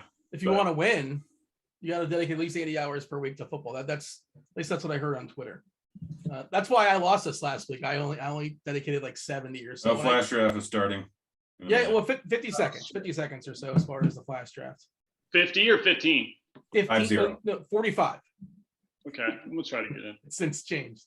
This is going to be a safety. Don't know. I don't. No. There. Oh, that's why. Maybe the next one. Not that one. Oh man. Well, looks like you got in a scuffle. I might not even bet the rest of this game. I don't really want to put, like, I guess I have another $500 free bet. If the Saints get down to like plus 150, 160, I might throw it on that and parlay it with something else. What was this penalty on? I just saw somebody pushing Metcalf. Flash draft starting. Flash draft is starting. We got Winston, Gino, and Lockett at 1.5x. Gosh. Winston. Also where I ended up doing. Yeah. Lockett was the most popular, by the way. That multiplier. Ooh, Kamara 1.5x, Myers at 3x, and Winston versus Torrey. Oh, how do you not? I didn't know there'd be Kamara? math. There's too much math here. I can't. I went Winston Smith.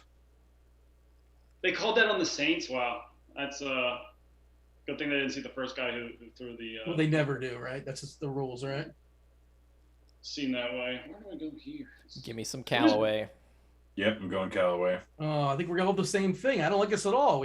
Somebody's got to jump Did ship. you go Winston on the first one? I think so. I did, yeah. That's why I feel like we're all gonna end up. Crap. I'm not committed to this. Yeah, but somebody's got to jump ship here. We're all boned. Well, at least the Lockett sides have been more. No, guys, don't say we're picking on this one until the end. Well, everybody's gonna take Metcalf. I'm not. Are they? Yeah, you are. Are they? Are She's they? gonna- Yeah. Myers. That's exactly what I did. Metcalf was 67%. So pretty popular. Myers at 10%. Oh, double down on Callaway. Yeah, Ooh. you got to double down on Callaway. First of all, it's 1.5x, not double down, and 1.5 times 0 is what? No, double down is in we already picked Callaway earlier. Oh, I gotcha. Learn the game. You've done this for like 7 weeks in a row. How are you so dumb? I took Kamara because he's better than Callaway. Is I that have the whole point of the way game? too much Callaway tonight. So uncomfortable about Callaway. So much Callaway. Did you play much DFS here for the showdown there, Devin? Oh, just a couple of lineups, yeah. More on NBA, but yeah, a couple of lineups with Callaway captain. It's hard to get away from Kamara tonight, but we'll see. And I got a whole lot of DK captains, so I'm looking pretty decent. Oh yeah. What did you play on Yahoo, or where'd you play? Oh, Super draft. Keach. Yeah, that angle. Yeah, sorry, I switched my camera. Yeah, I don't know. This thing starts getting all blurry. I can't even see you guys. I don't know what's going on. I don't know if you want to see Dean. Devin and I still in the frame. Nope. It's overrated. I am relaxed. I am relaxed. Both Keach and Grant, you guys like to relax on this one. Well, my back is acting up, so. Aaron in chat says too much Kenny Stills. I have a ton of Kenny Stills too. Like I'm not ready to give up on Kenny Stills, but I don't feel good about it. Like when do you ever feel good about Kenny Stills? I didn't even like it when he was on the Texans, and like he actually got some real run. Hey, Grant, I guess Mark was listening to your whole rant about, how to bet and how to get, what do you do with your bonus tickets and all that kind of stuff, and what the optimal way to play them, talking about that being a brand new language. And then he was saying you would love to learn how to start and, just know, gets his money in good.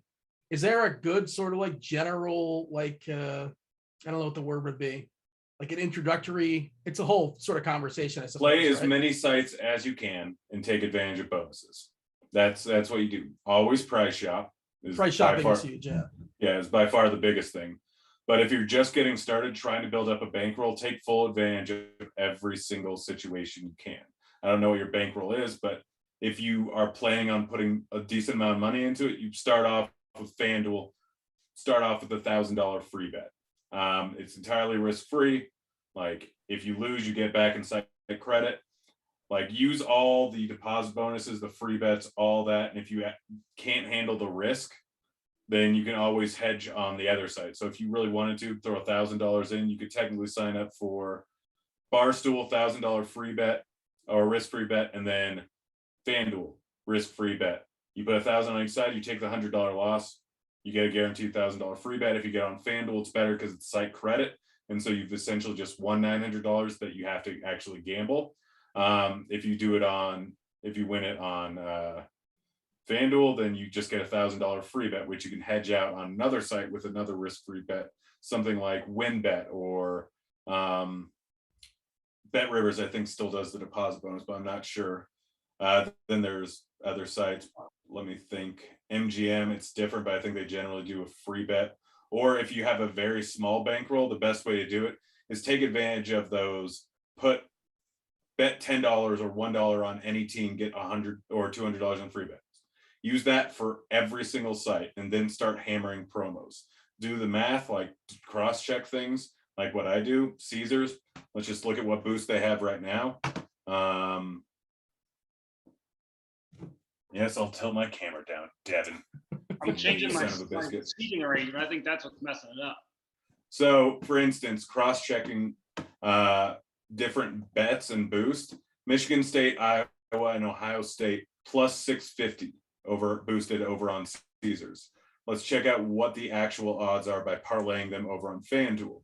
So Michigan State plus 164, Iowa plus 140, and Ohio State, where are you at? What are you? Let's see. I didn't want to have to lean forward in my chair, but I will. This is college football, I assume? Yep. Okay. Ohio State minus 1,050. Yeah, that's what I thought it would be. So the odds are plus 593 compared to plus 650. If you like all those to win, then you bet it. If you don't, then it's roughly what the juice would be, taking into account. I think it's like 10%. You kind of calculate in as the juice. So 593 boosted to 650 is roughly 9.6%. So if you like all three of those, you bet them. But it's not really a huge scenario. A lot of times over on Caesars, the soccer boosts are surprisingly soft. They've generally put them out a little bit before or a ways before the actual games start. So soccer tends to get bet a lot by a lot of people. So the line movement is pretty decent from what I've seen. Again, I'm not a pro in soccer betting. I have cleared like $5,000 in the last month on it, but you got a soccer guy? No, it's just me. Just doing some like analysis that you can sort of find on Twitter or Yeah, very little analysis, but so like cross-referencing the boost is a huge way to get some positive EV. And again, if you're a small player, even if you're not a small player, like I don't know how much exactly I wager a month on sports betting sites, but it's generally somewhere between 1 and 200K. I still bet the $10 like risk-free bets. Like it's fantastic. Why not? Get everything you can get, man. Get all the you gotta think, how long does it take to, like, most people who place a lot of money make a lot of money, like they ignore those. It takes me 1 minute to place a $10 bet. Is my time worth $600 an hour? No, I mean, granted, the value is more like $5 on a risk-free bet because Yeah, just as like based on if you win versus all these things, depending on how you do it, I tend to maximize it.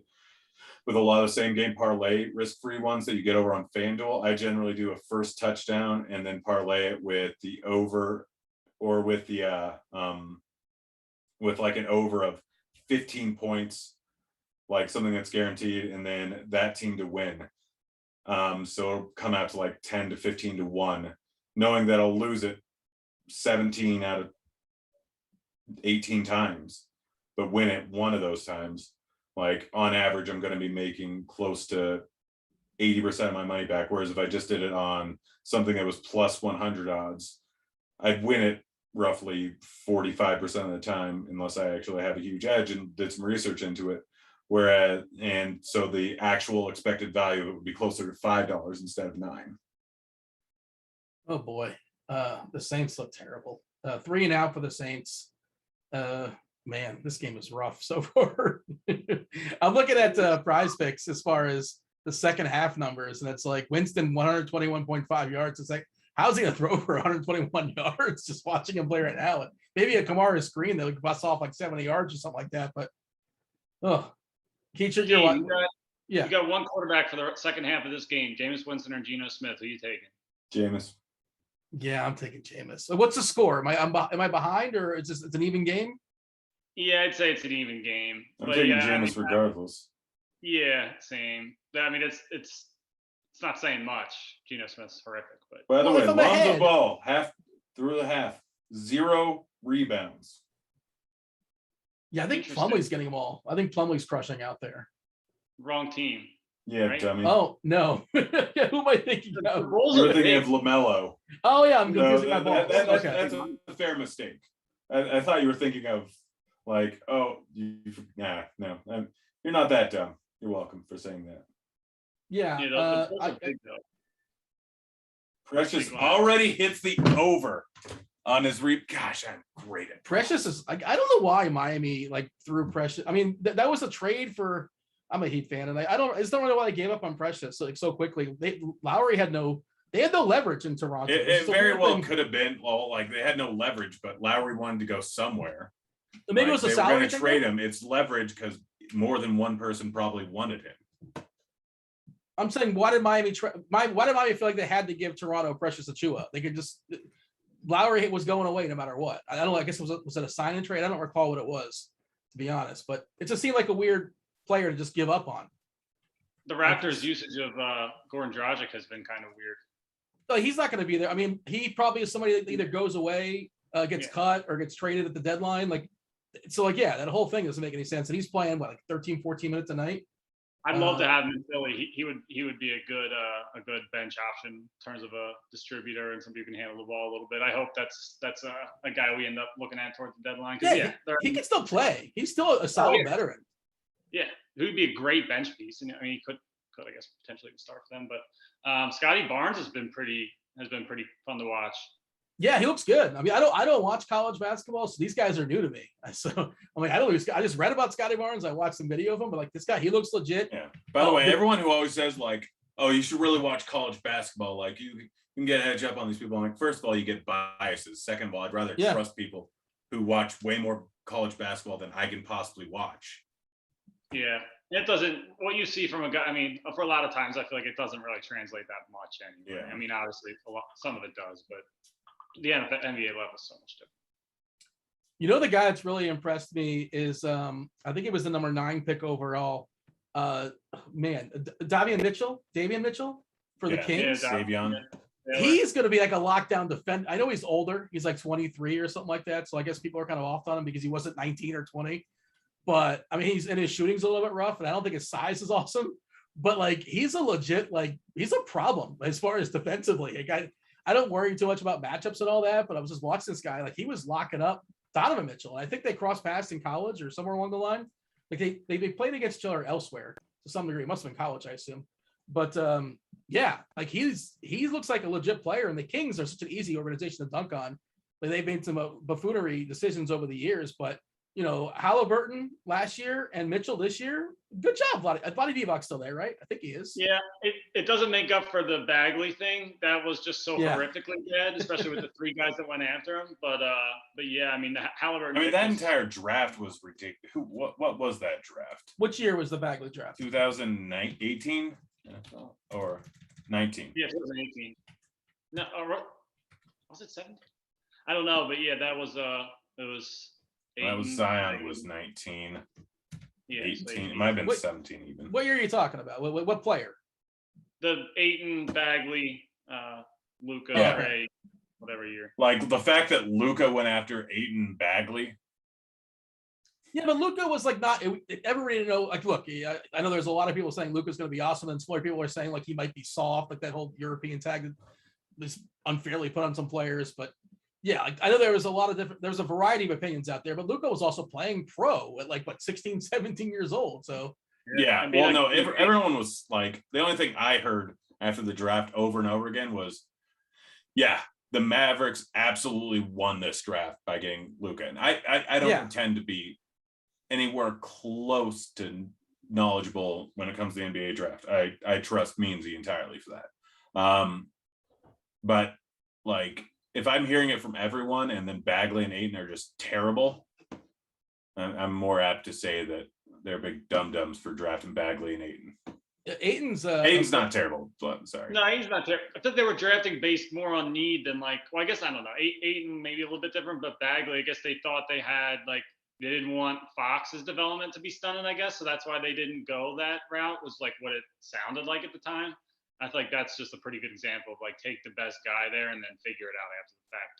Don't draft a post big second overall because you have a guard that you like and want to develop.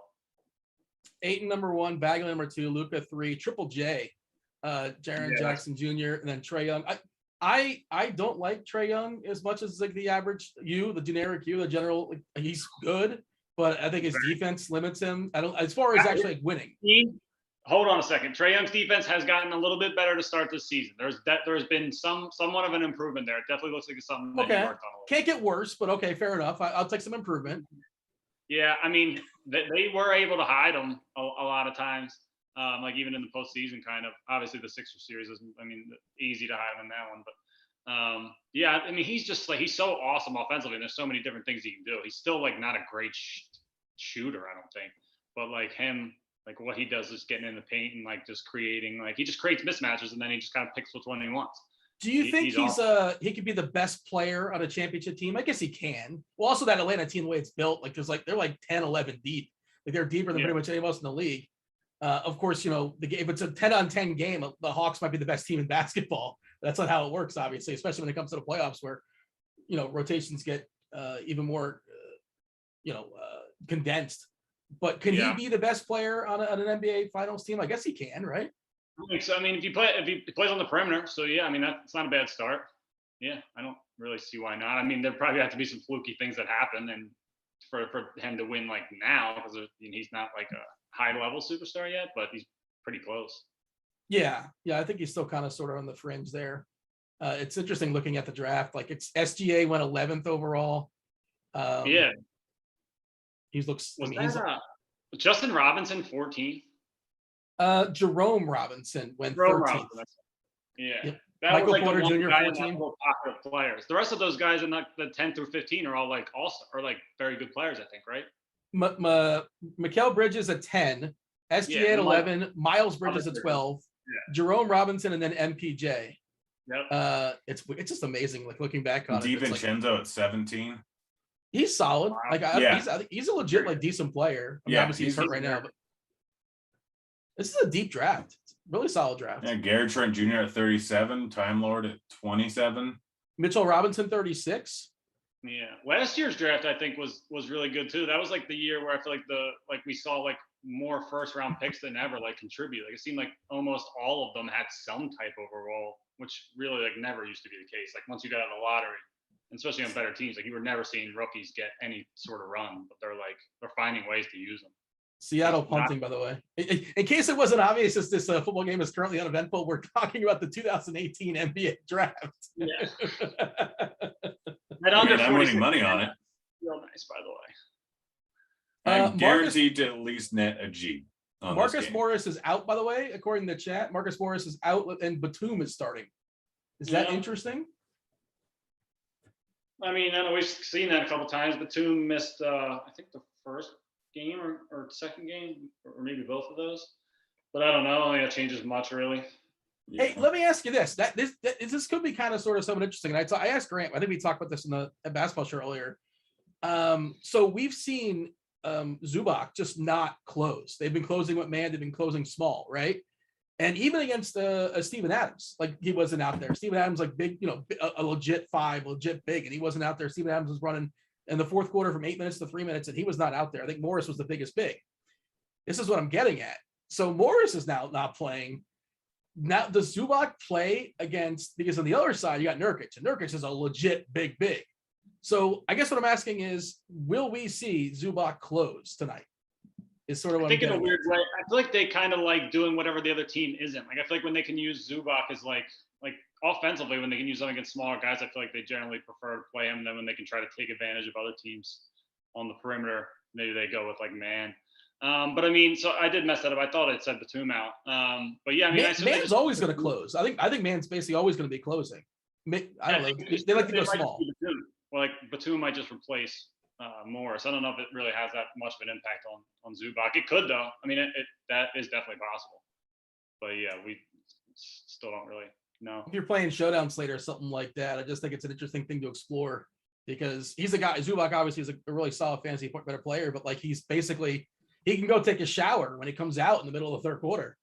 He hasn't been coming back, and maybe that changes. We've seen it both ways with him historically with the Clippers, and I don't know. Most of the regular season last year, he was just at that like 23-ish minutes a game, and then in the playoffs is when they started using him a lot more.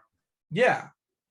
So it's kind of a mixed message, and you'd think sometimes it could be opponent based, but I don't know. By the way, it's a pick'em game right now.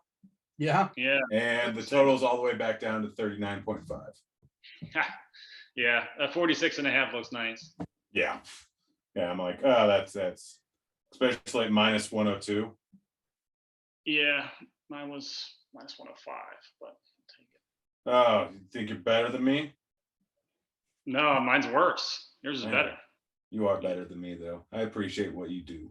Eric is asking in chat, Eric Bledsoe or Dame on DK. Like, I don't know what context we need. Like, obviously Dame is better than Bledsoe. I feel like we need more. Be an either or question. Yeah, well, it is an either or question. And then he says Bledsoe, right? I mean, maybe he's playing low ball. I'm not really sure, but yeah, we'll have to elaborate more on that situation. Yeah, I don't know what to make of that. I mean, obviously Lillard, but yeah, I don't know. That's a weird. Hey, Josh talks about in chat, just kind of walk back the NBA draft. If you replace Luka with CP3, with CP3 and they beat the Bucks last year. Oh yeah. Okay. So replace Luka with Ayton. Take Ayton out and put in Luka. Did they win the title last year? I don't know. Maybe. Probably not. Ayton was really good in the playoffs. He was way better in postseason than he was at any point in the regular season. So he was. I mean, I don't know. That's another ball handler there. Like I don't really know if that would have helped actually. And it's a little fluky that Phoenix even got. I mean, the whole thing, the whole bubble situation, and that whole playoff scenario, and all the injuries that went down. Like, you really can't foresee it. Last year, they were just really good all year, and they just had like Bridges and Crowder and those types of guys. Like those are really good when you have Devin Booker, Chris Paul, and like a big that played well in the postseason. Like that's like the perfect formula to win in the playoffs. And they were the 2 seed. They beat the Lakers. That was a tough test for it too to start the playoffs with, but I don't think it was fluky. I mean, they were a good team last year. Well, yeah, like the sum of the parts, I guess, is individually they're not great, but it's a really well built team, like you said. Well, here's that Kamara screen we talked about. Starting for Norman Powell tonight, by the way. Ooh, Kamara almost broke one like the whole way, but he went for about 25 yards. Spoilers, Dean, you dummy. Well, you know what? This is getting you back for previous weeks where you were ahead of me, and now you know how it feels, Grant. This is called reciprocation. It stinks. It stinks. He almost broke that off though. It was very close. Yeah. Just got him on, yeah. But that's their second biggest play of the evening. Does Fred VanVleet just suck at shooting now? Yeah, he's having a rough season so far. I think he's got the yips. Are the yips a real thing? Yes. Okay. Are That you James serious? Bro.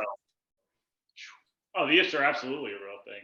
Like, no, like literally, they've done studies, and the synapses in the brain that are supposed to fire during that thing or not supposed to fire, it doesn't work. The yips are 100% a real psychological condition. There was a catcher back in the day, was it Mackie Sasser or something like that? Or I can't remember. There's like the Met catcher. He couldn't throw to second base, which is basically that he had to leave the league because, if you're a catcher and you can't throw the ball to second base, that's a problem. And then Chuck Knobloch, if you guys remember Chuck Knobloch years ago, for Minnesota and the Yankees, he was a second baseman. He couldn't throw the ball to first base, which is again a problem. Yeah. Well, there's some people where it's just like they aren't good at that, and there's some people that just straight up have the yips. Well, he did it professionally for years. Well, Rick Ankiel was a pitcher for St. Louis. Remember, he had the quote unquote yips, and then he had to convert to a hitter and played center field. I think he was just a mental mess, but yeah, the Knobloch thing was crazy. His batting stance, by the way, that just like holding the bat like straight back, kind of.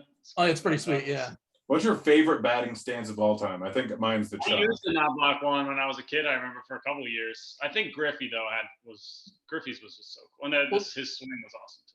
I mean, something about lefties, right? I mean, that Griffey left-handed swing was so sweet. But I would say the most intimidating stance, the most intimidating, is the bat waggle from Gary Sheffield. Sheffield. The Gary Sheffield bat waggle was just amazing. Same thing. Yeah, his wrist got to be tired though, man. I mean, he's got some strong wrists, man. He's fine. Yeah. He's working. Strong forearms. Yeah. Yeah, he's by far my favorite batting stance of all time. And it's not remotely close. I used to go to Marlins games like back in the day, like way back in the day, we used to the Marlins. And like that was the ones that you used to decide like when to wander around or when, to get up based around Sheffield's at bat. Like that's, you just had to see Sheffield. What are they doing with LaMelo's minutes? This is ridiculous. Well, he got into foul trouble in the first half. So you could excuse different It's things 5 minutes left and he has 4 fouls. It's a 10-point game. Put him back in the game. He had 3 fouls with about like 5 or 6 minutes to go in the second quarter. And I agree with you because he's not going to foul out because just because you have 3 fouls in the first half, doesn't mean you're getting 3 fouls in the second half. But I don't think he came back after he was getting yanked. He got yanked in the second. So we're going to see like 34, 35 minutes soon, which is just not today because he got into foul trouble. And I'm sure, Keach, you've dug into this as well. Like Ish Smith was playing so well last time. He's allegedly even ball step, keep him in there. He's playing great. And the first game, coach even came and he played 29 minutes. And he's like, oh, no, my bad. I didn't realize only play 29. We'll have to correct that. And it hasn't really corrected yet, but it will. I think it will soon, I think. Ish Smith is not a bad backup point guard. One of the better ones to have. So, yeah. But, yeah, I mean, I think we'll see. We'll see him get stretched out a little bit as time goes on for sure. Some blowouts going on in the association. Well, Milwaukee's up 15. The Miles Turner one is what has me tilted. Like, what are you doing playing chalky Miles Turner? That's on me. That's my fault.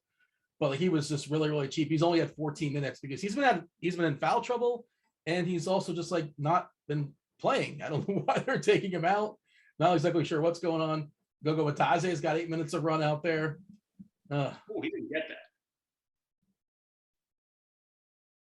So they can't pump this one, can they, Dean? This is 4th and 1 for well, I mean, why wouldn't they? It's like an inch, isn't it? I think it's going to measure it now. It's like a full yard from where they marked it off. It looked like he got closer than that, but they're lining up to go for it. Currently on the 45-yard line. It's a half a yard. Oh no, I think he's faking it. He's trying to draw him offside. You can't be serious. Jameis fakes are pretty. It looks like a fake. What did they do? I guess somebody moved. I don't know. Did they call one? It's like normally they let them like the quarterback like move their head a little bit. I don't think that's what they called. Oh, is that what it is? I don't know. Oh, did Marshawn Lynch drop an F-bomb? Probably. I mean, he was on with the man. The over/under was like 2.5. He was on with the Mannings tonight. He's yeah. That sounds amazing.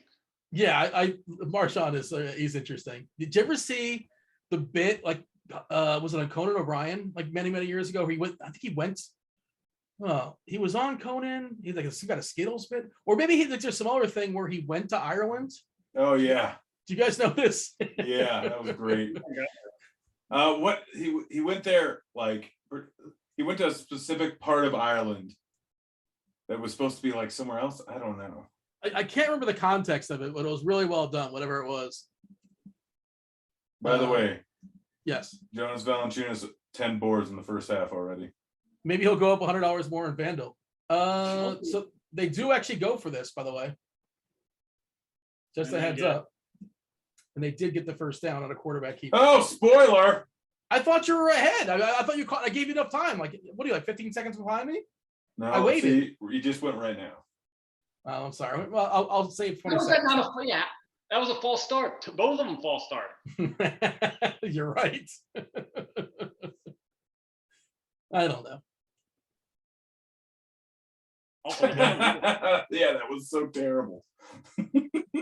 And Tom Brady's on now. Do you guys have any thoughts on this whole, like, people were dunking on this guy that like gave back the Brady ball, and he probably didn't even know the significance of the 600 ball. Maybe he he probably did, maybe didn't, man. That's what I was thinking about that last night. I was like, I feel like that's just such a like in the moment thing, and he probably was just trying to like kind of do the right thing, and then as it set in, he probably realized pretty quickly like, oh, I just fumbled. I have no problem with him giving it back. If it were me, I would be like, I want to give it to him after the game. I want to go down there and give it to him after the game. And then I want a whole bunch. I want season tickets and a signed jersey.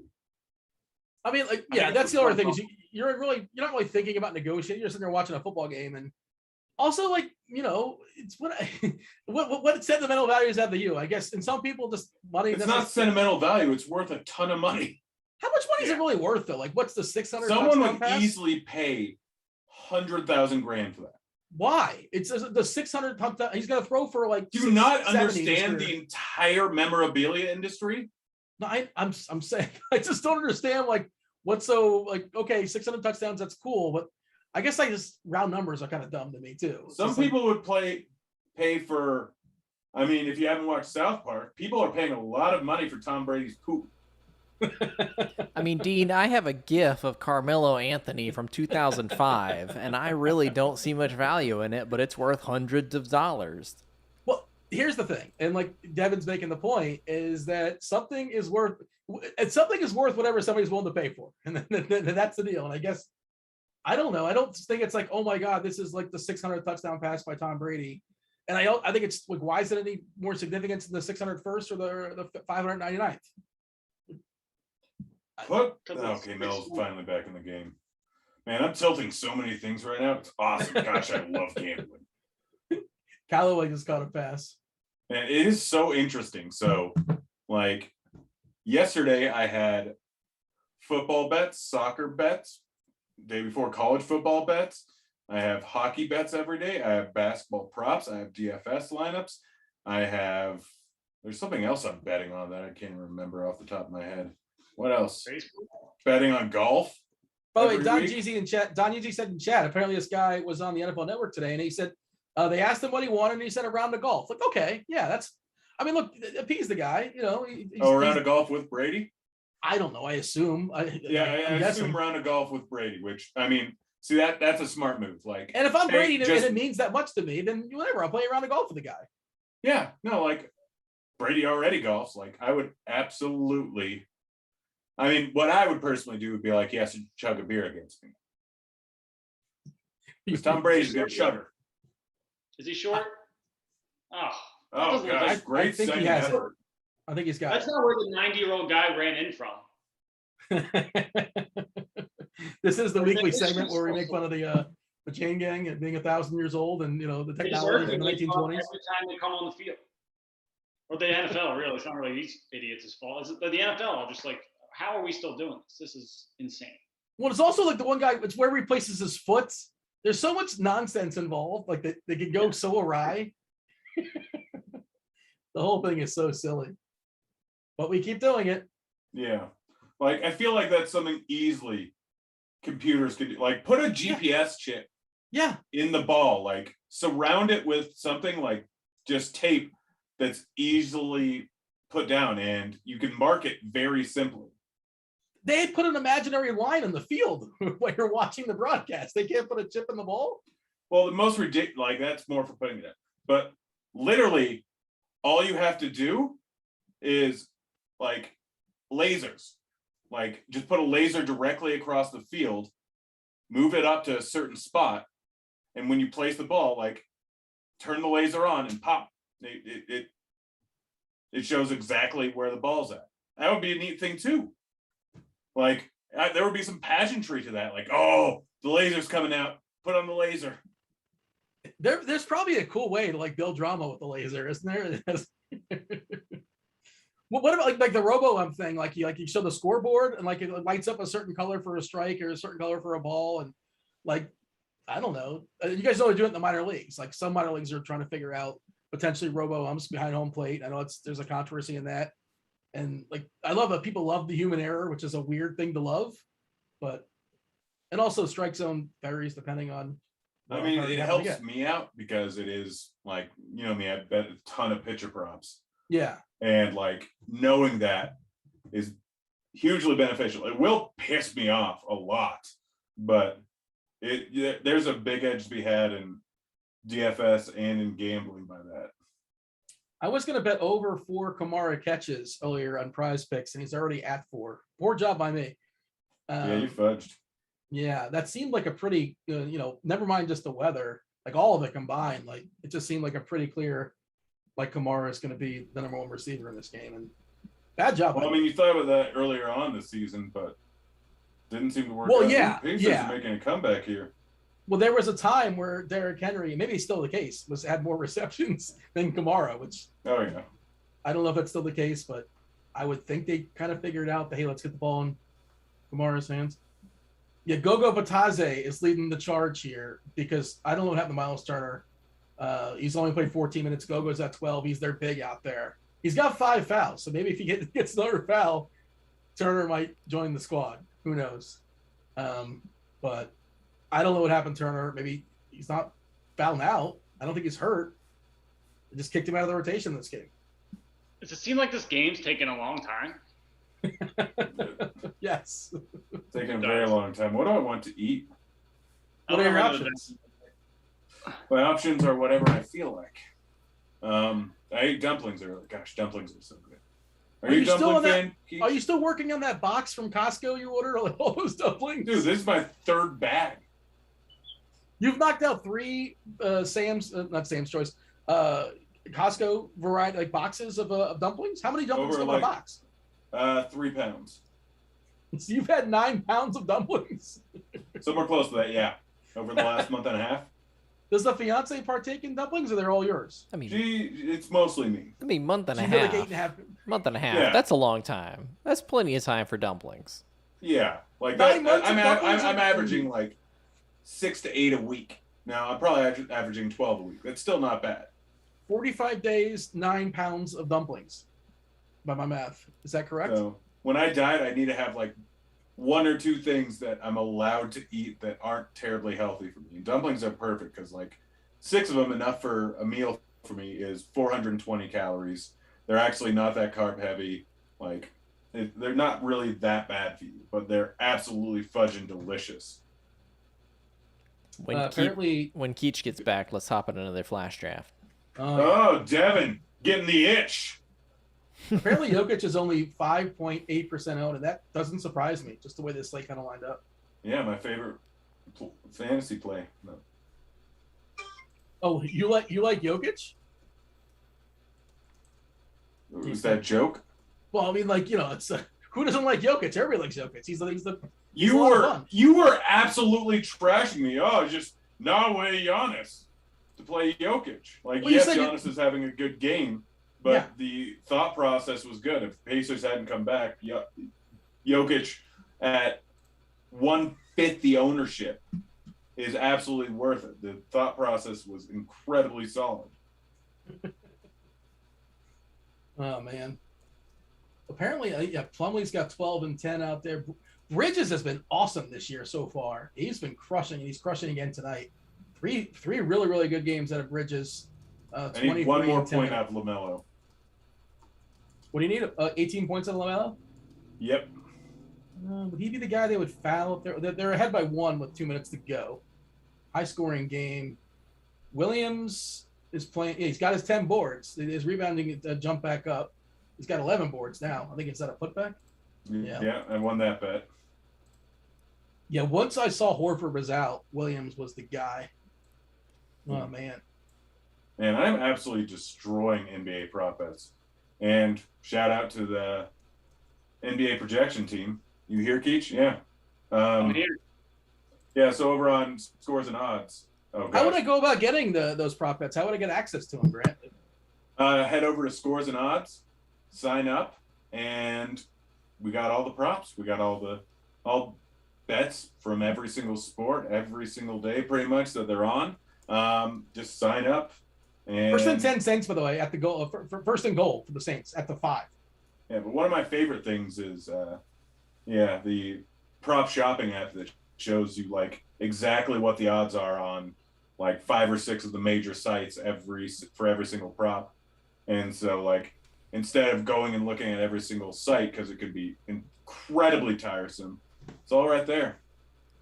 Just about a minute until our next flash draft. Seattle got the ball first, by the way. Just a heads up, Seattle got the ball first. So maybe the sharp, thought process would be, since the Saints are getting the ball first in the second half, maybe play some Saints.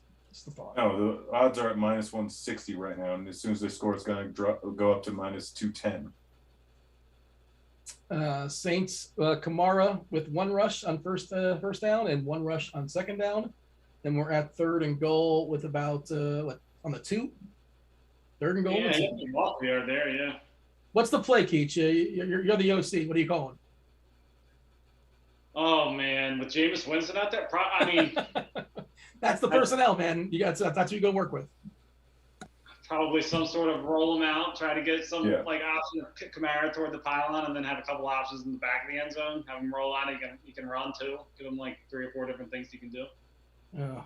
And somebody 20 seconds till the flash draft if you guys aren't already in. That was almost picked. Nice defensive play. FYI, Dean, very, very good mush. The Saints now at minus 109. What was the mush? I don't remember what I said. Oh, maybe it's time to bet the Saints. Did they kick the field goal? I don't know. They're probably going to kick the Flash field goal. draft starting. Collins, Callaway, and oh God. They are kicking the field goal, by the way.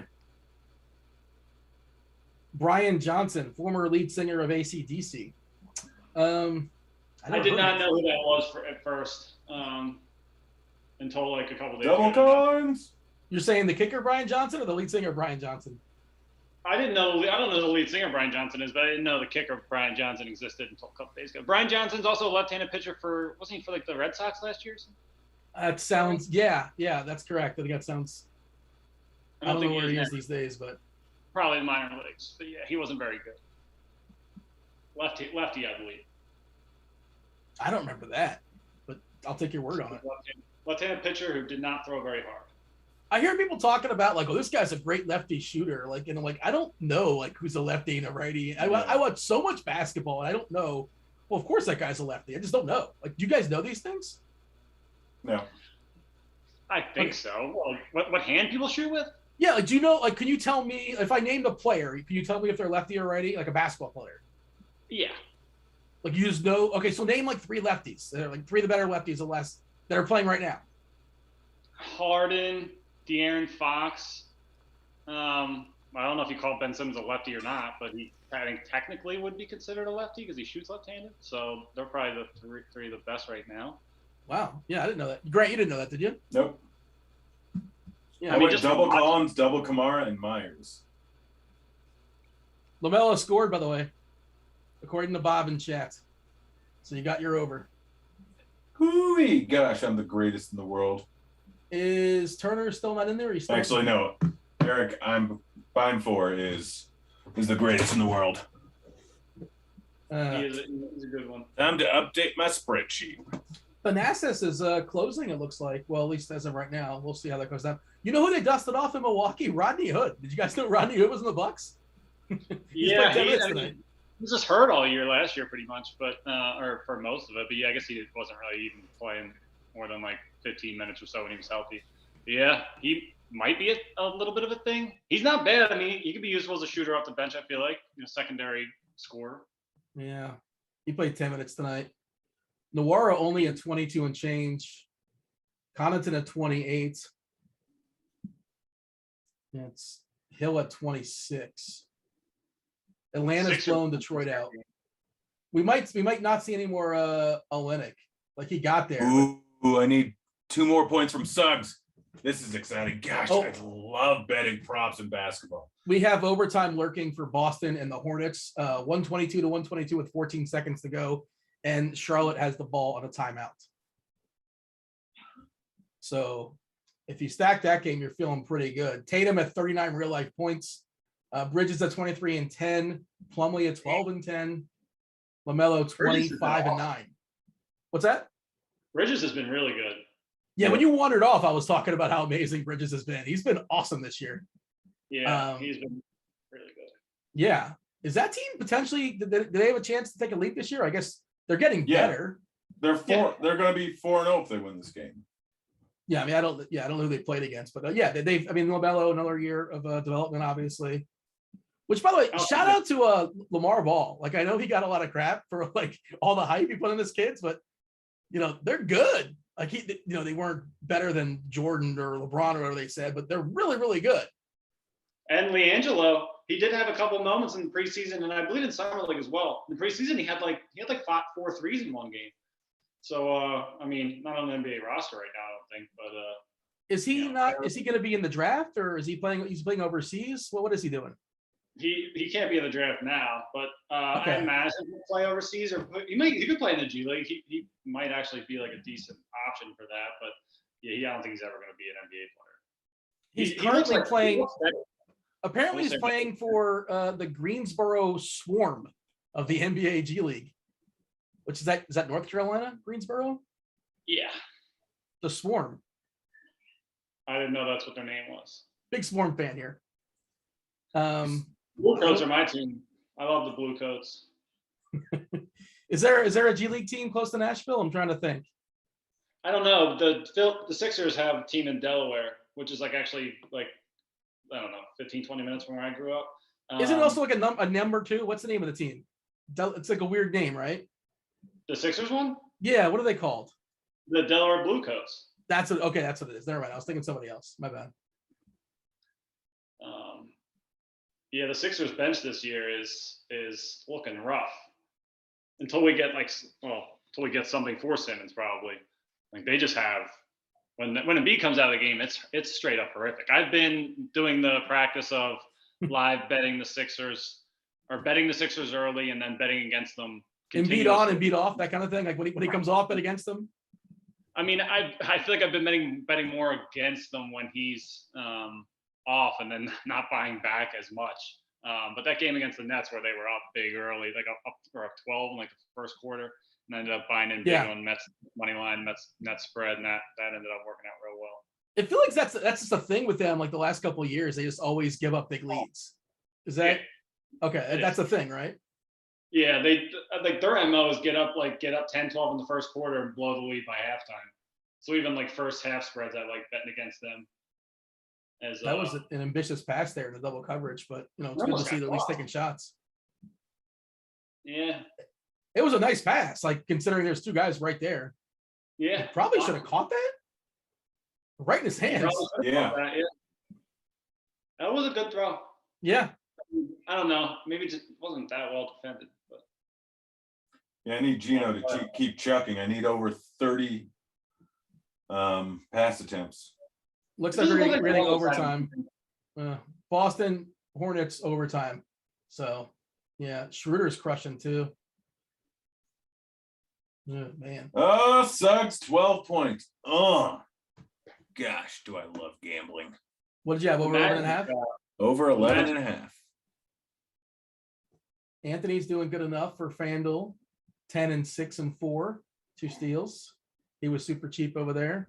By the way, they keep putting his assist total at 3.5, which is just dumb. It's just such a bad line. Cole Anthony, assist at 3.5? Yeah. That seems kind of low. It is low. It's been hitting the over every time. Yeah. Yeah, Suggs isn't really a distributor. That team is still so weird with the Carter, Bamba, and then like a million guards they have on the bench, or this, Suggs, obviously Anthony, and then RJ Hampton. The Wagner brothers. Yeah. Fultz. Yeah, whenever he comes back, I like RJ Hampton. I have a feeling he's going to be a thing at some point. They have a lot of like players that could be like the 8th best player on teams. But if that makes sense. Like they have a bunch of guys can like be the 8th or 9th best player, but nobody that's like really. I mean, Bamba's interesting. He's a project, I suppose, and Carter, getting another chance after getting thrown out of Chicago, basically. I guess there's a chance he can become a thing, and Suggs should be a thing in theory. You like Hampton? You think Hampton? He's another guy that's a resurrection project, right? What I just zoned out. What was that penalty on? I can't hear. Who did they call that on? I don't know because I was looking at a box score. I didn't see the play. Did you see it, Grant? I did not. I was too busy making money. Hopefully somebody in chat can tell us what just happened, because that was a very confusing thing. And I don't have volume on, so I don't know. It's 1st and 10, so but that looked like a dead ball foul. So I missed the play. Gerald Everett had like a 12-yard catch, and then he tossed the ball to one of the Saints guys. Saint guy threw it back at him. Probably should have been a penalty on Everett, but I don't know. I don't think any penalty got called. Oh. Keith, scale of 1 to 10. Like how concerned are you about the Chiefs? I mean, I've been betting against them regularly. It's been amazing. I'm sure it has. Yeah, I mean, they've just been god awful against the spread dating back to like the middle of last year. But yeah, I mean, I don't know. Something's obviously not right. Like if they can't score any points against the Titans, that's kind of that defense is not that good. So their defense is rough. Their defense is like their offense. If their offense has to get ahead, and if that's not working, their defense is going to get destroyed, basically. Yeah, and the only team they've like really have routed in the last couple of weeks has been the Eagles, who can't stop anybody. So yeah, there's definitely something going on there. I don't know. It does seem a little weird. Have you seen enough of Hurts, or are you still like? I've seen a lot of people kind of turn on him. Like, you think is he not it? I don't think he's it.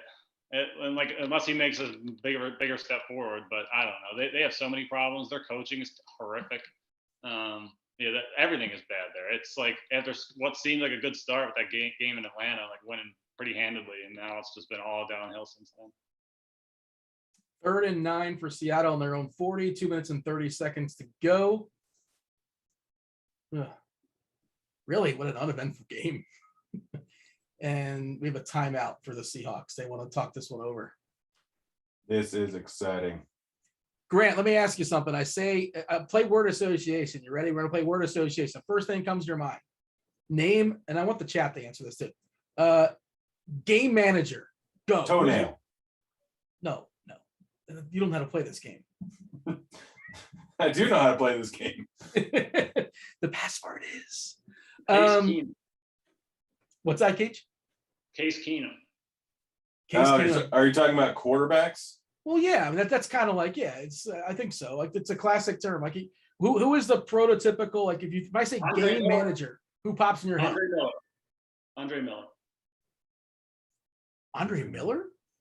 NBA. I feel like if you're going to go the NBA route. Yeah, but there's no basketball game manager, is there? I guess like a point guard that like it doesn't really. I think of like a George Hill. George Hill's like a game manager, I think. A game manager who you don't want the ball in his hands, really. Yeah. Like he's not going to win the game for you, but he's also probably not going to lose it, like that kind of thing. Baker. Mayfield? Mm-hmm.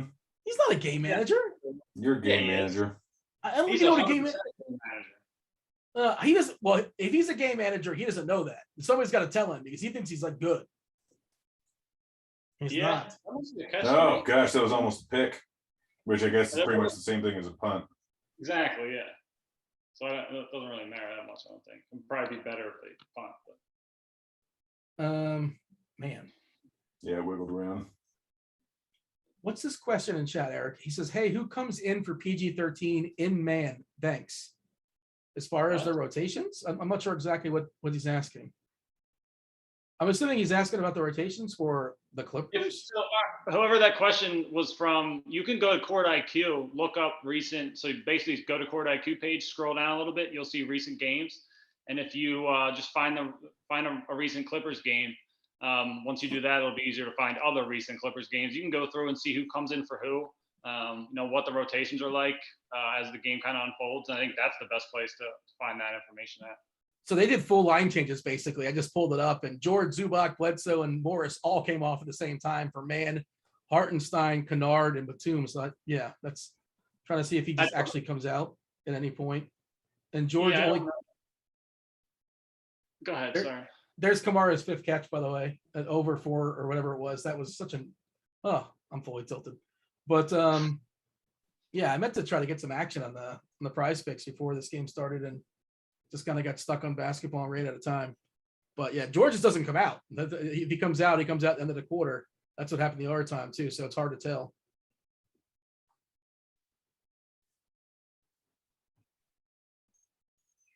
I hear a baby in the other room. Huh? I hear a baby. I think it's from a TV, though. I don't think there's a baby in my house right now. Would you know? You would probably know if there's a baby in the house, wouldn't you? I assume I would know, but there's no way to know for certain. You never just come home to your home and all of a sudden there's a baby in your house? I don't think. I mean, it's happened to me many times. A lot of people I know be having babies. Well, that's context. The baby wasn't by itself, though. It didn't just let itself in. I mean, if you haven't met some babies, some of them smart. They just open doors and come on in. Well, how old is this baby? Like, is it 0 or is it like 5? At what point is the baby no longer a baby? 4? 3? I'd say 2. Okay. This sounds like a stress dream, coming home to a baby crying in your own home. What does that mean, armchair psychologist? Yeah. What nutrition are you short of? It doesn't mean anything nutritionally unless you have an iron deficiency. He said but not more than dumplings. likely it means that you do not want to have a kid right now. Yeah, the live total in this game is 32.5. That's kind of wild. Not really. No, I mean, it's like it makes total sense with where we are right now, but it's just, I didn't think we'd get down here this early, but I mean, I don't know, it was what, 40.5, 41? Yeah. Saints still minus 2.5. I feel like I don't hate that number if you're looking to get in at now, looking to get in on something now. I need Harden to go back in the game, darn it. He put up another stinker. I'm just looking at it right now. I mean, 6 minutes left to go, up by 17. He might be done. Is it the rule changes team? Is that doing it to him? Well, let me see how many free throws he took tonight. Then let's check that out. He did take 3 free throws. So, like, I guess there's one. Now, I don't know if that's off like a 3 where he got fouled or like an M1, but I mean, look, I think it's something to do with it for sure. Yeah. It does have a small thing to do with, or it does have a little bit to do with it, but I still think he's going to be putting up big games soon enough. For sure. And Giannis under 12.5 boards hits. Is that game over? Where are we at in the Brooklyn game? Yeah, that's the game we're looking at. The Brooklyn's currently up by 17, 93-76 with 6 minutes to go. There is a timeout, so there's a chance we get Harden to come back to close. Washington is still with their regulars out there. Beal didn't do anything tonight. 15 points, 3 boards, 4 assists. Kuzma 6 and 13. Montrez 10 and 7. Gafford 13 and 5. Where are we at with the Bulls? So my NBA bets were Nets minus 5.5 and Bulls minus 1.5. Bulls are currently up 2 with 4 minutes and 30 seconds to go. Up 4 with 4 minutes and 20 seconds to go. It's a close one. And what was the second one? Nets minus 5.5. You said they were up like 15 or something. So I assume they're looking good with 6 minutes to go. Atlanta's blowing out Detroit. I assume their studs will be coming out in a minute. They're up by 20 with 4 minutes to go. Olynyk is still out there doing stuff. Stewart was solid. Bay was solid. Yeah, Detroit played tighter rotations this game, which is a little different. And Miami's blowing out Orlando. Remember, Grant, we were talking about that game? Yeah. Miami's blowing them out. Hero's still pretty solid, 11 and 8. What was that? Long play for Kamara here. Oh. That explains why the line just went to – I might hit the Seahawks plus 180. Where? Barstool. Is that? Oh man, they always. Every time I want to hit something. Kamara's got 7 catches for 96 yards. Oh my God. Adam Troutman's come back from the dead. He's caught at least 2 balls. Ah, gosh darn it, they just suspended the bet. Oh, now it's back up. No, now. I mean, I thought you might Now be it's able to get suspended. Why is it? Seahawks in a minute here, or at halftime. Grant, Bob's got a request for you in chat. Can you make us up a 3-leg same game parlay, Portland and the Clippers? Maybe we can do this at halftime. What time does that game start? Does it start before 10? What site? FanDuel 3-leg same game parlay. I'm guessing you're doing the risk-free. I'm just gonna go under that assumption. So same game parlay. We're going made threes, Lillard 4.5. What? Kamara just caught a touchdown pass. Oh, that's Lillard. He's got 8 catches and 109 yards in the air. I hope you guys didn't fade Kamara. I mean, obviously everybody knew Kamara was the best play. It's just the ownership thing, but yeah, he's the best play in this slate. You were saying, Grant, I didn't mean to cut you off, but that did change things. Let's see.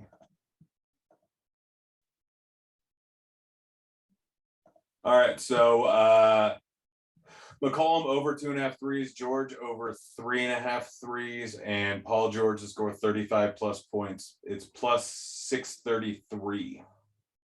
If you want to go less ballsy, just go with the George over on points. But the two main ones that you want in every single one is George over 3.5 3-pointers and McCollum over 2.5. Although I did get that. Harden back in the game, but they're also up 18 with less than. I don't care. I need one more rebound. So, I mean, you need Washington to score a couple of buckets here to make it at least somewhat interesting.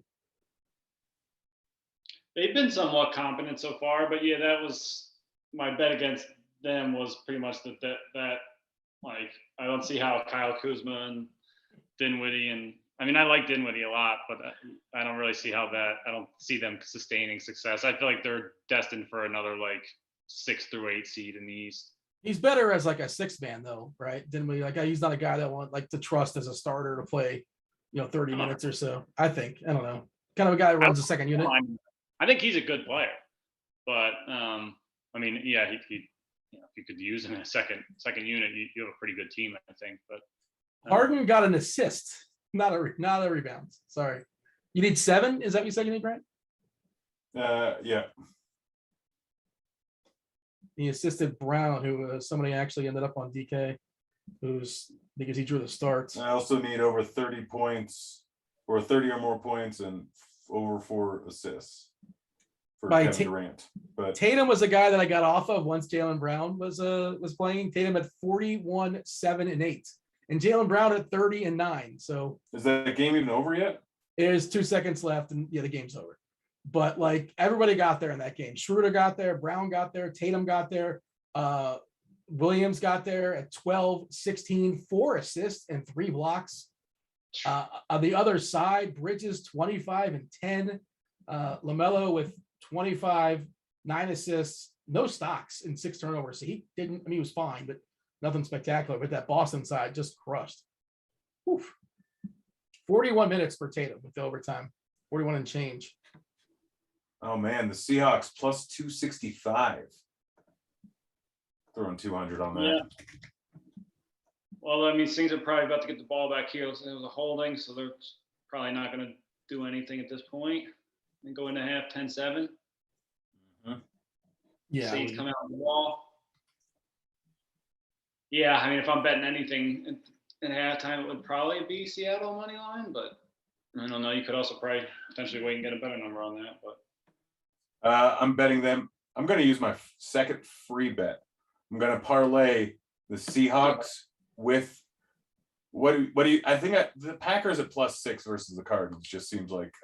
Well, Adams, no. Adams is not playing most likely. Oh, all right. So I'm going to. Yeah, he got COVID, and I'm not sure like what the chances of him to get cleared with 2 negative tests and all that. From what I saw, it's more likely he's not going to play. It's Thursday night. I'm sure you see that. I'm going to go Colts -1. Who are they playing against? Titans. All right. I assume that they're home, I'm guessing. They got to be home, right? Yep. Yeah. All right. So $500 free bet to win $3,000. Well, wait, why did you think about that? Even like you barely even thought about that. Why are you so locked in on the Colts? Why did that pick pop up for you? Because the Colts are a better team. Are they? Yes. Keach? It's close. I think the Titans are going to be massively overrated after the last 2 weeks, but the week before that, they also lost to the Jets. Not really much has changed. I mean, they do have 2 healthier receivers now, I guess, but other than that, really not that much has changed. So, yeah, I mean, I think I'll likely end up on the Colts as well. But FAV has 17 assists tonight. He's getting there. 7.6 boards and 17 assists. Yeah, guess who bet the over of him 3.5 3-pointers or 2.5 3-pointers? Whoops. Yeah, he's just got 1. Trent's got 4 threes. And that's basically, well, that's more or less all he did. Precious is closing 26 minutes and change with 2 minutes left to go. He's at a double-double, 11 and 11. No stocks for him, though. Vooch put up 16 and 8. Yeah, I liked Lonzo in this game on FanDuel. 15, 5, and 3. And Caruso closes for them. I love the pickup of Caruso for that team. Yeah. What is the score in that game? The Bulls are up 6 with 2 minutes to go. Okay. And then can I get a Nets update? My phone. They're up 15. 15 with 3 minutes to go, and Harden is not in the game. Durant's not in the game.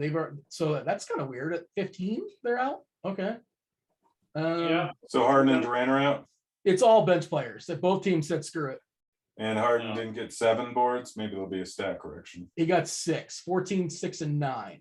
Gosh darn it. Brooklyn's on the back-to-back, and yeah, I guess that's one of the reasons why they pulled him early back-to-back. I guess I don't know, but hey, Keach, is Embiid going to be questionable every game this year? No, there'll be some where he's just straight up rolled out. Well, okay, yeah, but there's not one game where. Yeah, go ahead. Dean, how many boards does Lonzo have? Lonzo, he's got 3. Nice. So that's a the reward for fan who returned the milestone ball. He got a Tom Brady signed jersey, a Mike Evans signed jersey, 2 season tickets for the rest of 2021, all of next season. So he didn't end up making it out too bad. Yeah, I mean, he's not going to make exactly 100K. Yeah. I mean, like, it's this weird thing where like, and then people like angry, like the guy is such an idiot, and like, you don't have to like work an angle every single time in your life, and like, who knows what position he's in life. Man, that's quick thinking you got to do there too. I don't think many people are thinking about that aspect of it. You got to make a decision on your feet very quick. And like, yeah. Well, and I'm sure like they said like, hey, we'll make it worth your while. Yeah, well, I did see somebody was interviewing him, and apparently the trainer asked him like 3 different times, and he kept saying no. And finally, like he's like, all right, I'll give it. I can't say no to Tom Brady or something like that. And like it was basically under the assumption like he's going to get something nice. By the way, this is the first time that this Bones Highland is playing. He's cracked the rotation for Denver. Do you have any thoughts on him, Peach? I've not seen him play, but I know some people are high on him. I think a lot of people are high on him because they like his name. But I do think he's also, I think he's, I don't know, he's interesting. I projected him to actually be in the rotation when the season started. It looked like that was going to be the case based on how he was using the preseason. But yeah, I don't know. I'm curious to see kind of what he looks like. It's like defensively he might be able to help there. But yeah, I don't know. He's kind of a bit of a question mark. I didn't watch much of him in college or anything. So.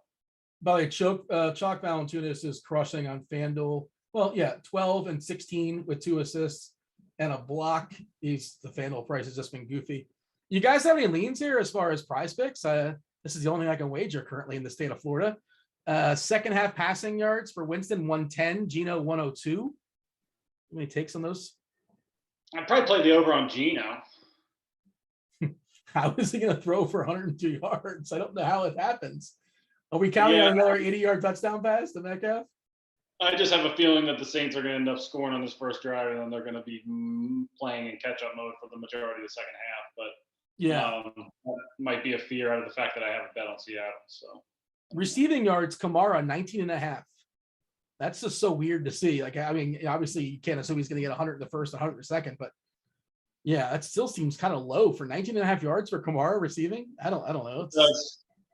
Yeah, I mean, Jameis hasn't looked even somewhat decent throwing the ball down the field. So he's had like all his success on the underneath stuff to Kamara pretty much. And Kamara's rushing yards is 36.5. What do you think of that? 36.5 for Kamara rushing yards. I do like that. Grant, jump in here. What are your thoughts? Oh, what about you, Devin? You have any thoughts on this? You watching the game or are you watching the dots? Oh, I'm watching dots. Yeah, no, I got nothing to contribute. All right, fair enough. So I'm gonna hop out of here real quick and hop back in so I can like hopefully see your faces again. Is that gonna mess anything up for you, Devin? Yes, it will. All right, I'll just keep it then. I haven't been able to see anybody's face for this entire thing. It's kind of strange. I don't really watch anybody's face. That's just something I feel like I just talk into the ether, I suppose. But I can see how some people like that. It makes it easier for me to know when I'm like not about to talk over somebody or like something like that. I mean, you could walk away if you need to. But yeah, it's not about walking away. I know that. I was just like, I feel like if I reset this stream, the pictures will be back. But I don't know. I don't use the actual Zoom client, so I just use like through my browser, so it doesn't mess the rest of my computer up. I'm go. I'll ride it out. I think I'm gonna play Kamara over 36.5 rushing yards. Like, come on, like, how is he not gonna get over 36.5 rushing yards? Let's play that. Yeah, I don't mind that. Pair it with something though. Well. I don't know what to pair that with because Metcalf 34.5 passing yards, Lockett 26.5. It's just. Yeah, it gets it's betting on any Geno receivers a little. Scary. What about betting under on Callaway at 25.5? I don't mind that. I mean, it correlates in a way with the rushing, I suppose. That's what we're doing. We're gonna do that. We're gonna bet Callaway under, Kamara over. That's the bet. I like that. We're gonna power play this bad boy. How much are we wagering? You tell me. I don't know. Let's see. We'll put it in for 69. I like it. Let's see. You must hit 2 out of the 2. Gets 3x. We got let's see. Kamara over 36.5. Callaway under 25.5. Let's do it. Dean, are you a Dolphins fan? No. They are unbelievably frustrating. I feel like I've ended up betting on them a bunch. They did cover yesterday. They covered, right? 2.5 was the line, right? Yeah. I think it closed at like 2, but I had bet that early in the week, and they were also a team. I had a ton in teasers at 8.5. I stopped using them in teasers once it got to 2. But yeah, they Tua is he's not a good quarterback. Well, it's weird because like he shows moments. He has moments where you're like, oh, this guy maybe, and then the other moments like, I don't know. Yeah. I have zero like watching him. He makes me constantly uncomfortable as a Dolphins bettor. Yeah, that's understandable. By the way, your Bulls are up 4 with 18 seconds to go. What's the line you have in that game? 1.5. But it looks like Chicago's got the ball, so they're going to get fouled with 4 seconds to go. And Levine was like the nuts from the line, right? I think Levine is probably the guy that's going to get fouled, and I'm pretty sure he's a really good foul. You say they're up 4, or there's 4 seconds left? No, they're up 4 with 18 seconds to go. Oh, okay. Yeah. They're going to get Brooklyn fouled. Over? Brooklyn is over. They only won by 14, which is a weird. It doesn't look like a blowout, but it was. But they just both called it off early. I thought you were about to say 4. You were like, oh, they only won by, and when I heard the 4 first, I got real nervous. So that's a relief. At least something's getting home. Suggs is mopping up, which is interesting. Like, we on a back-to-back too. Orlando's down 18, but they're keeping Suggs out there. He's at only 26 and change as far as his minutes. Wagner down to 25, 26-55. Harris came back and he played 19 minutes. I guess that mucked it up because Wagner played 37 minutes yesterday. This is Franz, the rookie. Yeah, it is weird them both being on both the Wagners being on that team. The brothers. But yeah, I mean, I've watched plenty of mop-up basketball in my time as a Sixers fan, and I mean Michael Carter-Williams, he's like the prototypical mop-up or like rookie. Oh yeah. We'll just run him into the ground no matter what the game situation is. It doesn't seem like Orlando's going to do that where they're playing him like 35, 36 minutes a night. But I imagine he will not be somebody that they're like, oh yeah, we're up a bunch or we're down a bunch, so we're gonna pull him. They'll probably leave him in there either way. DFS players, back in 2013 or so, remember MCW and those Philadelphia teams, he was incredible. His very first game of his career, he got a triple double against the Miami Heat. Win. Yeah, and a win. I remember watching that game. Started the season either 2-0 or 3-0, and I remember thinking at that point, like maybe this isn't a rebuild. Maybe we're going to be all right. And about a week later, I realized real quick that it was going to be a long decade.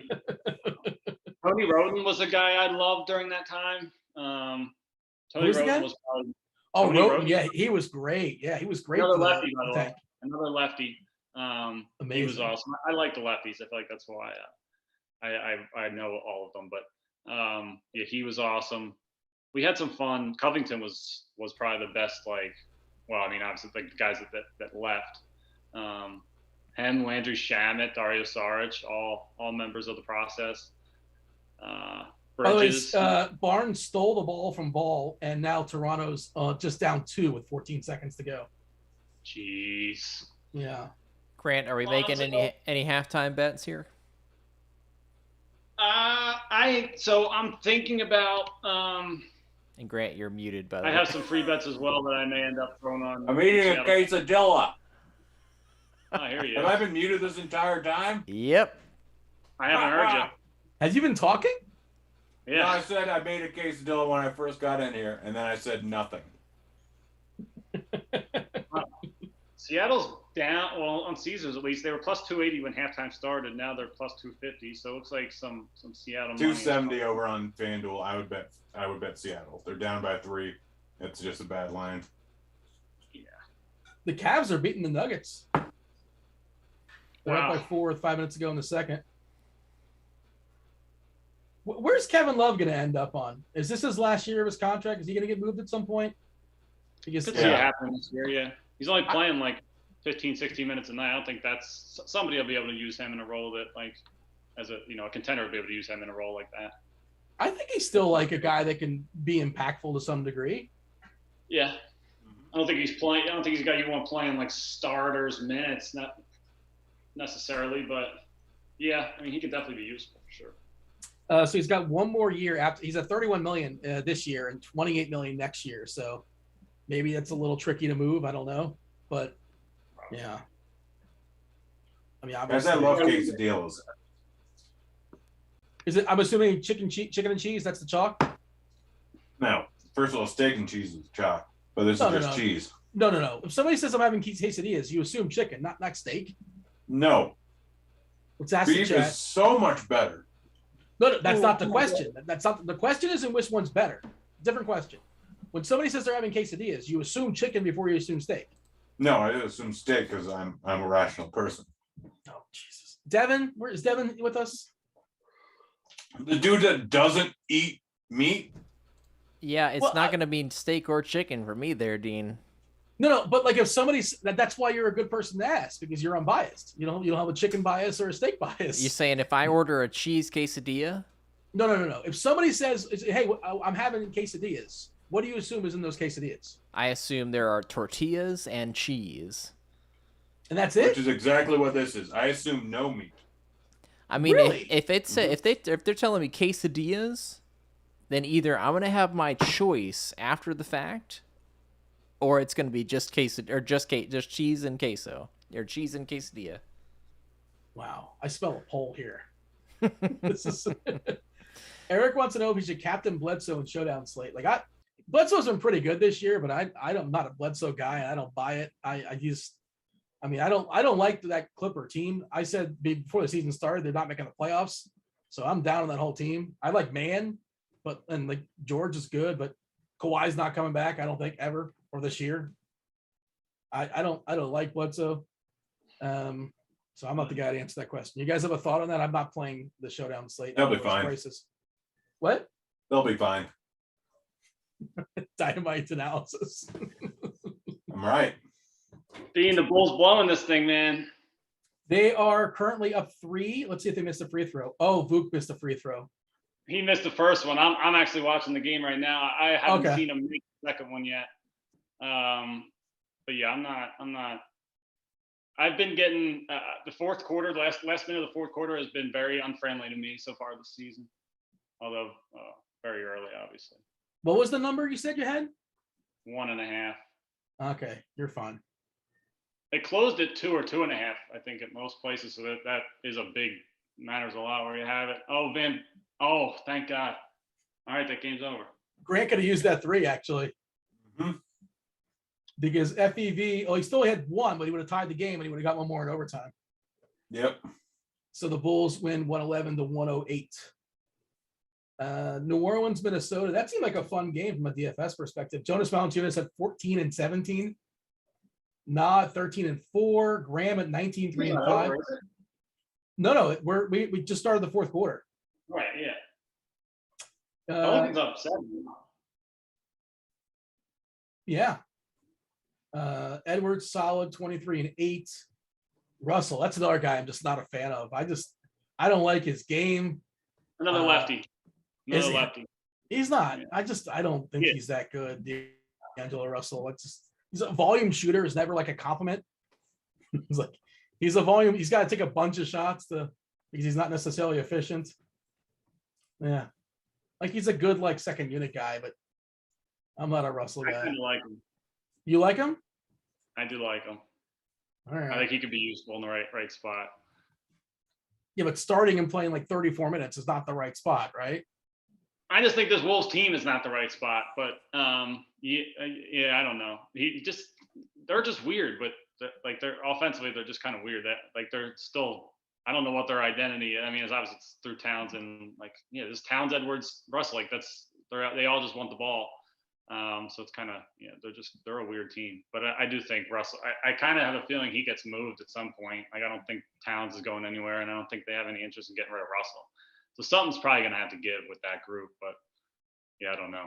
I do like him though. I would love to have him in Philly. I think he would be a good compliment to Embiid. Oh yeah, he would be a great fit for that team. Yeah, he'd be better on Philly. I'll give you that. Yeah, he would be a great fit for Philly. He doesn't have. They need someone who can create their own shot, and that's exactly what he does. Yeah. Danny Green can't create his own shot in the year 2021, or in the year 2020. He took some crazy shots in that Brooklyn game, especially in the first quarter. He pulled up from 3 4 seconds into the shot clock twice, which he doesn't usually do. He's usually pretty good at playing his role, staying in the corner and shooting him when he's open. But every once in a while, the crowd was booing him. The crowd's turned on him already. They're not a big fan of Green. He gets a lot of love when he's playing well. If he's sucking, he's going to hear about it. He hasn't been there long enough, so he'll get booed when he's stinking. 3 and out for the Saints, by the way. Oh, I should go back to this game. Yeah, I did bet. So I did bet the Seattle. I played him at I think 260 because I didn't have free bets on FanDuel, unfortunately, so I'd play a worse number. But with the free bet, I'm okay with that. Seattle. I should probably be hitting my free bets I have all over the place on Seattle. I don't have many left, but I got some. I got a live team on FanDuel for Showdown. If Kenny Stills can catch a pass, he can do something. Well, yeah, I think I'm 3 behind. Yeah. I need Seattle to win this game. Kenny Stills watch official. I saw him on the field. There was a proof of life. I did see him out there. So that's something. But I don't think he's caught a pass all night. He's at 0. I win $5,000 if Seattle wins. I win $700 if New Orleans wins. Go Seattle. Yeah. Was that some middling? Is that what? I assume that's what happened. No. Did you talk us through how you did that earlier? I don't recall. Yeah, I threw a decent amount of money on the Saints -130, and then again I think at -108, and then now I just hit Seattle before the half at +270 for $500 free bet that I parlayed with it, which I can hedge out if I want afterwards. And then I'm a genius. Oh man, Miles Turner is really stinking up this team. Jeez. Sorry, I'm just going through my basketball stuff. Well, and he wasn't even popular. He's only 9% popular in the Showtime on DK. That's unfortunate. That's a big stinker. FEV though, only 4.5% owned. He crushed. Yeah. I need Gino to throw the ball a lot this half. That's the other bet I have. I have about a G on Gino. Why did you with 31 passes? Is that what you said? I didn't know about the rain. Oh, okay. Yeah. You gotta look at the Roth weather report. Come on, man. That's like Yes, an I bet this hour. 3 days ago, so we didn't know about the bomb cyclone too much. What is it? What's the term it's happening in Seattle? Bomb cyclone. Bomb cyclone? Yes, it's when a high pressure system hits a low pressure system, like a big one, and it changes, like the atmospheric pressure changes like 30% over 24 hours, I think. Okay. It sounds more fun than I'm sure it is. It's probably not fun. I was in a bomb cyclone 2 years ago in Denver, like just absolutely got dumped with snow over the course of like a few hours, knocked out power. Me and my brother turned on the gas fireplace and watched movies. That's why I was really glad. Always have a fully charged mobile charger at any given time. It's a good Highly tip. suggest it. I don't, but I need to get one. Yeah. Gino. Amazon, get one. They're like $15. Like you don't always need it, but when you need it really comes in handy. When you do, you'd pay $15 for it. Yeah. I saw a life tip on Twitter today talking about like if you're in the woods, Grant, I don't know how often you go in the woods, but like leave your information as like you're outgoing, if like you're lost in the woods. Change your voicemail to like all the details you can possibly give so somebody could potentially find you. I don't know how often you find yourself in the woods. Or you can text your friends. I think you lost service or something. I can't remember what the premise was. I don't know. You can text your friends before you lose service. Yeah, but like if I text you, I'm in the woods right now and I'm lost, are you going to put down your quesadillas and come find me? Well, you're not going to be able to change your voicemail. I think you can. Can't No. you need You need service to do that. I'm not sure. You know, I my voicemail, it's full and I don't know how to access it. And if anybody's left me a voice message in the last several years, I haven't responded or heard it. So if anybody, how do you not know how to access your voicemail? This is I the don't know. classic Dean technical move right now. Dean, you are such an My idiot. By the way, God. Saints minus 230 on FanDuel. Is something going to happen here? I've This had many is people so tell me good. like I called you and like, first of all, okay, let me ask you this. Keach, when was the last time you left a voice message on somebody's like Yesterday. What? I mean, Who? Keach, I leave voicemail messages all the time. Do you not have a texting ability? Don't leave a voice message. Text. What if I have to explain something longer than a few What could it words? possibly be? What do you have to explain? Hey, I don't know what your plans are this weekend, but I'm doing this, this, and this. If you want, you're more than welcome to join. You can invite this person. You can invite this person. All the way up to you. Don't worry. No, I leave a voicemail because I call them to. If I'm calling someone, that generally means I have to explain something But they longer know you than a called. voicemail. It says on the phone, Grant called. They know it was you. Yes, they know it was me, but guess what? You have voice to text. I don't know if you know this because you're a dumb Droid user, but iPhones, voicemail is put into text. So you don't even have to listen to it. You can read it. So it's the same thing, you idiot. Wait, I can actually voice a text though. I can speak into my phone and say, "Hey, Grant, what's up? Just wanted to check in on this." Seattle Seahawks are. Oh, there we go. Now it dropped. I thought Caesars was being a little bit slow. I'll try Keach now. Keach, do you still leave voice messages for people? Maybe it's just me. It doesn't do it. I'll just hang up. Like they know I called. Yeah, I don't remember the last time I have. I can't recall. I don't really get many voicemails either. Yeah. See, Grant, you're the one that's the outlier here. How about you, Devin? I feel like you and Keach are kind of on the same page here. First of all, Dean, you're the only person over the age of 40 that doesn't do this. That doesn't what? Do what? Doesn't call people and leave voice messages. You're like the only person over the age of 40. Like everyone young texts nowadays. Yeah, I'm on team text. I mean, if you were to ask Keach if he leaves a voicemail, that's like asking the DMV if they like wait lines. Like, of course he's going to say, yeah, I don't leave voicemails. Yeah, and that's what I'm Because I saying. know- Like I Yeah. moved on. But voicemails are so like 2004. Oh gosh, I kind of want to bet the Saints now at -1. Oh gosh, penalty. Nope, just now the line moved a lot. Well, it's the ball's on the 30-yard line for Seattle. They're driving a little bit. 1st and 10. Just Gino two- back to pass. Gino sacked. Yeah, that's what happened. Yeah. Oh, I was Field about goal to bet range. at -170. Man, this has been a rough game. We keep saying that every Monday night, and every Monday night it comes around. Is Yeah, this one really going to come around though? It might get close, and it's still close, and it's rough.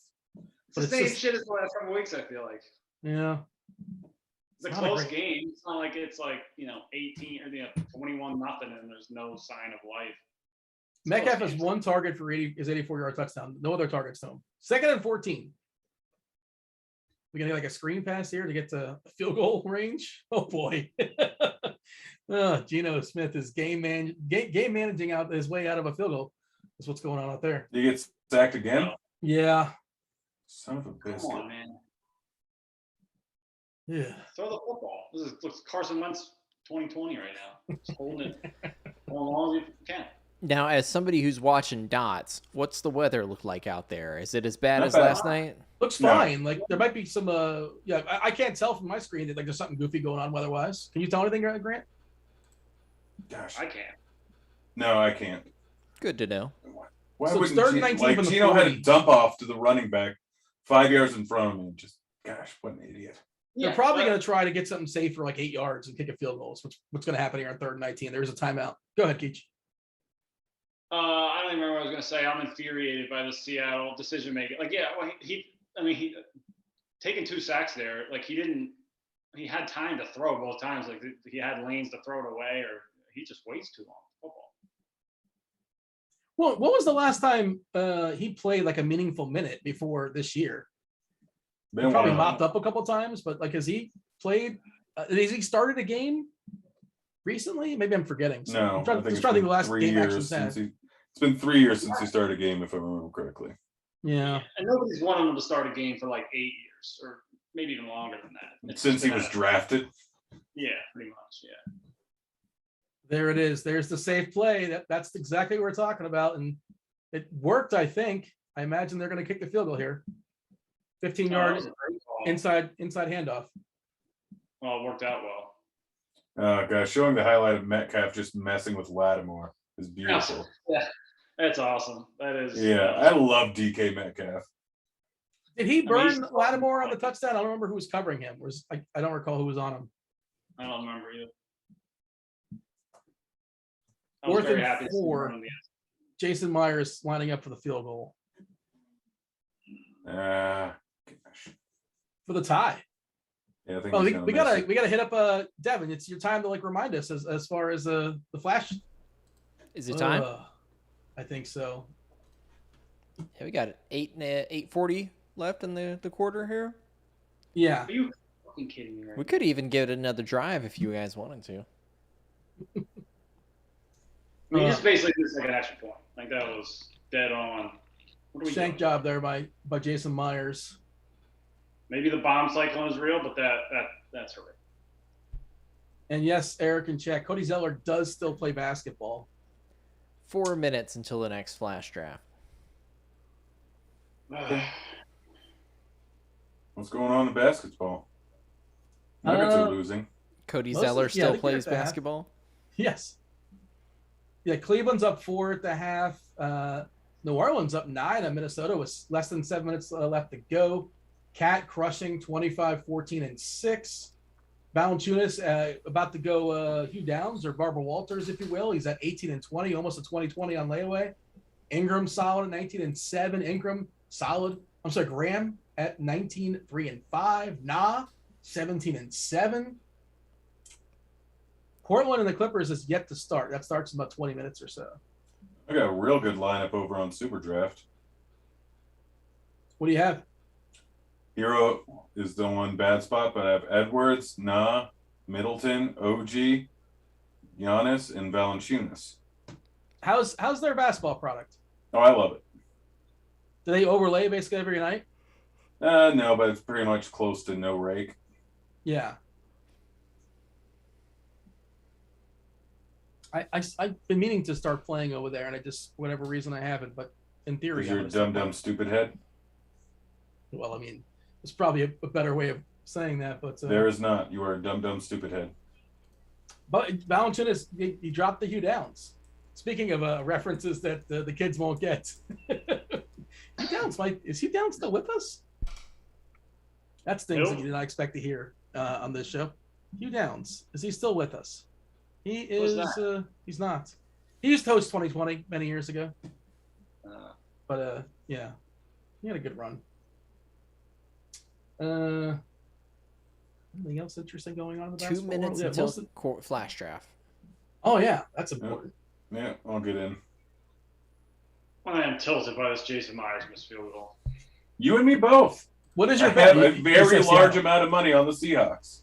Yeah, I have a lot of free bets on Seattle money line and spread bets as well. All right. I haven't bought in on New Orleans at all. Do have an under 46.5, which looks pretty good, but yeah, Seattle not winning or covering will hurt way worse. Ooh. I mean, did you hedge out at all the DK bet? I didn't bet, so I just bet Metcalf to score the first touchdown. I didn't bet that involving him. Unfortunately, I didn't even see that. Yeah, it was solid. Yeah, had I seen and made that bet, I would have certainly hedged out right after he scored that touchdown. But yeah, I didn't really have a reason to. Josh said in chat he played Time Lord over J-Val on FanDuel.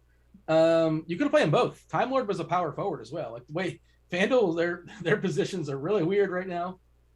You definitely, I'm pretty sure, wasn't Time Lord? I want to say he was a forward, right? No, now I play at the check. Yeah, Williams, you can play a power forward. So why is it not in the game? I think he'll be back. Yeah, just their rotation's a little bit different. They're at a timeout as well too. Who do they have? Temple currently in the game. Who is the fifth person actually? Doesn't even show. We got 26 seconds to our flash draft. Get excited, boys. I'm so excited. Are you? I'm so relaxed. Make a tackle. Good job. How's that quesadilla sitting there? Oh, delicious. It's done. I ate it. I have ingested the quesadilla. Have you cut Chipotle out since this incident with AJ? I mean, some people are, or is that's still in your repertoire, right? Like these things are going to happen. What they do? Well, yeah, flash draft is starting, by the way. Oh yeah, we got Winston 1.5x, Kamara 1.5x, and Myers. I want Kamara. Yeah, like everyone wants to. How do you not take Kamara? Myers 3x. Nah. If he gets like a field goal though, like that's. Yeah, Myers I think was probably actually the right play. Like a 40-yarder is worth 12 points. That's really strong. He won't make it. He'll push it right. I'll take him. He stinks. I took Johnson, the kicker for New Orleans. Samesies. Callaway was the popular one, for what it's worth. And you got to do double Kamara. Gino, Kamara, and Lockett. Ugh. I guess we're pot committed to Kamara now, like everybody else is. Saints going down the wide receiver depth chart tonight. We got a bomb. Yep. And not a catch. How am I ahead of you now? I don't know. Was that Stills? That was Stills, wasn't it? Unbelievable. Oh, wow. Could have used that. Oh, was that right in his hands? I don't know if he catches that even if Adams is there. Is Stills just a terrible receiver? Yes. He's good at doing what he just did usually, but yeah. Well, dropping the ball, you mean, or just running that kind of like the 11 route, the 9 route, is what they call it? Yeah, just basically running essentially straight down. Man, how did he get so open on 4th and 13? Yeah, it took him a little while to get open, but oh man, I think that really would have helped. Well, it's not worth walking that one back, but I think I would have. Somehow the Saints' odds got worse after they're punting now. Well, it's a fair catch. You caught it. So that's Stills is 45% owned on DK, by the way. He was really popular as a punt. So a lot of people are tilting that. Yeah, he was 2% captain, but 45% owned. Kamara, this is the hard count. I just pulled up, but I'm in. Kamara, 52% owned and captain, 94.4% owned, just at regular. Like 6% people said, nah, like I'll do something else, which I get, but still, you know.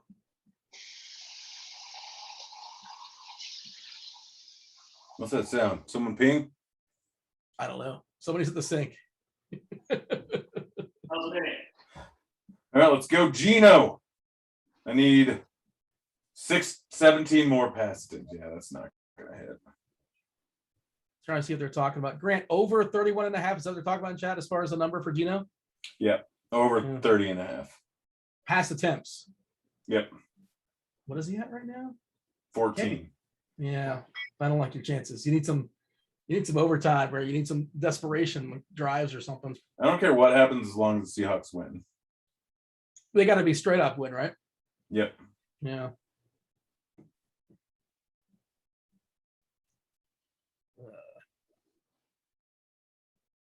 And basketball wise, you got any bets going on over there? I mean, Most I of got yours are coming Pullum down, right? and PG over 2.5 3-pointers. I think the rest of my props are. I think I'm 6-3 today. That's pretty solid. And I have one Giannis under 12 boards, Alonzo under 6.5 boards, Suggs over 11.5 points, Anthony over 3.5 points, Melo over 28.5 boards, assists, points, Melo over 17.5 points, and I lost Middleton under 5.5 assists, Van Vliet over 2.5 threes, and Harden over 6.5 boards. So yeah, I got 2 left. I can't lose money today on basketball, so that's good.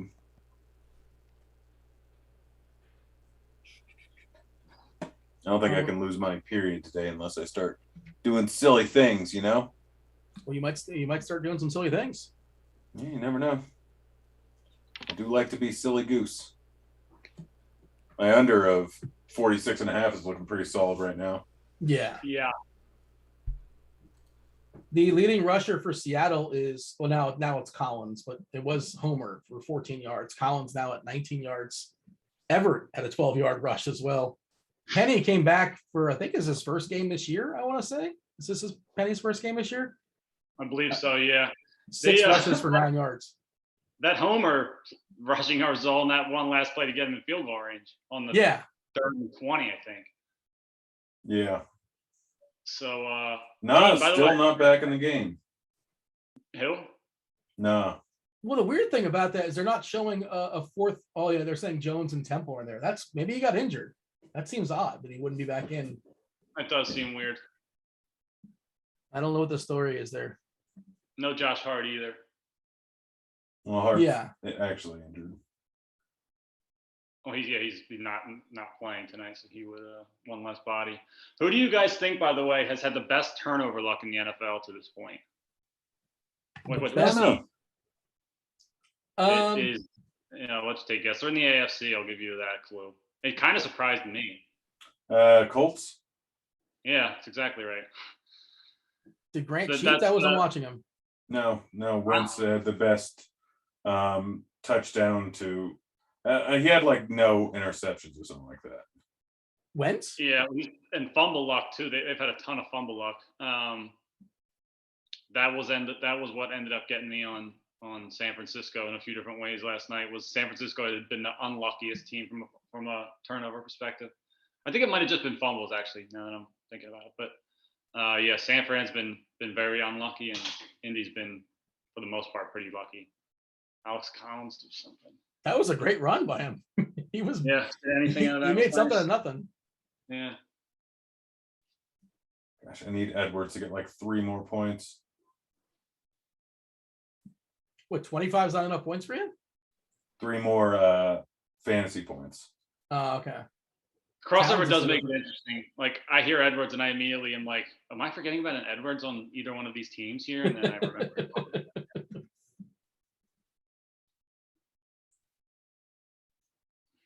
Gino, now is your time. They don't trust Gino to throw the ball in any context. Oh man. But they can keep slowly turning away. Let DK Metcalf try to make a play maybe.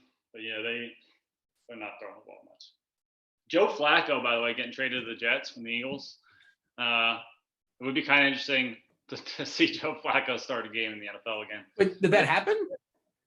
Yeah, it happened today. Eagles traded totally Flacco missed it. For a 6th rounder. Who was? That's just a weird situation because, like, what's the point? Like, obviously, Flacco is not. I guess it's just a Band-Aid and just to be respectful the rest of the season. How long is Wilson going to be out for? I didn't see. 4 to 6 weeks, I think. Okay, and the backup is just some probably an undrafted free agent. I didn't recognize the guy's name. Who was the backup? It's like the guy who played yesterday. Mike Davis, right, or something? I thought it was like something White. Mike White, yeah, Mike White. Okay, yeah, he's and he didn't look terrible yesterday, but yeah, I guess they might not even play Flacco. He might just be an option behind him, and like a mentor-ish type. And he was in New York last year, I think, too, right? Or the year before. I know Mike White as the guy who did that the recent HBO series. He was in School of Rock. Of course, they punt. Oh, almost got blocked too. Oh, and this game is just. We say it all the time, but this game. It's not happening, Keith. This is the game, and that's that. 10-7. It's a 1-score game. Everything can happen here. The last drive of this game could be one of the most exciting drives of the season. When you have a lot of money on it, Dean, it's exciting. Well, yeah, fair enough. I don't have nearly as much money as you guys on because I'm in the wrong state, unfortunately. But I did do you weren't around. I did a prize picks bet, but that's whatever. That's the best I can do as far as props and all that. But I bet under on Callaway and over on Kamara rushing yards, which I don't in the second half, which I don't know if he's had any yet, to be honest, but not a lot. They had a Zigbo was in for some of that last drive, so that doesn't help.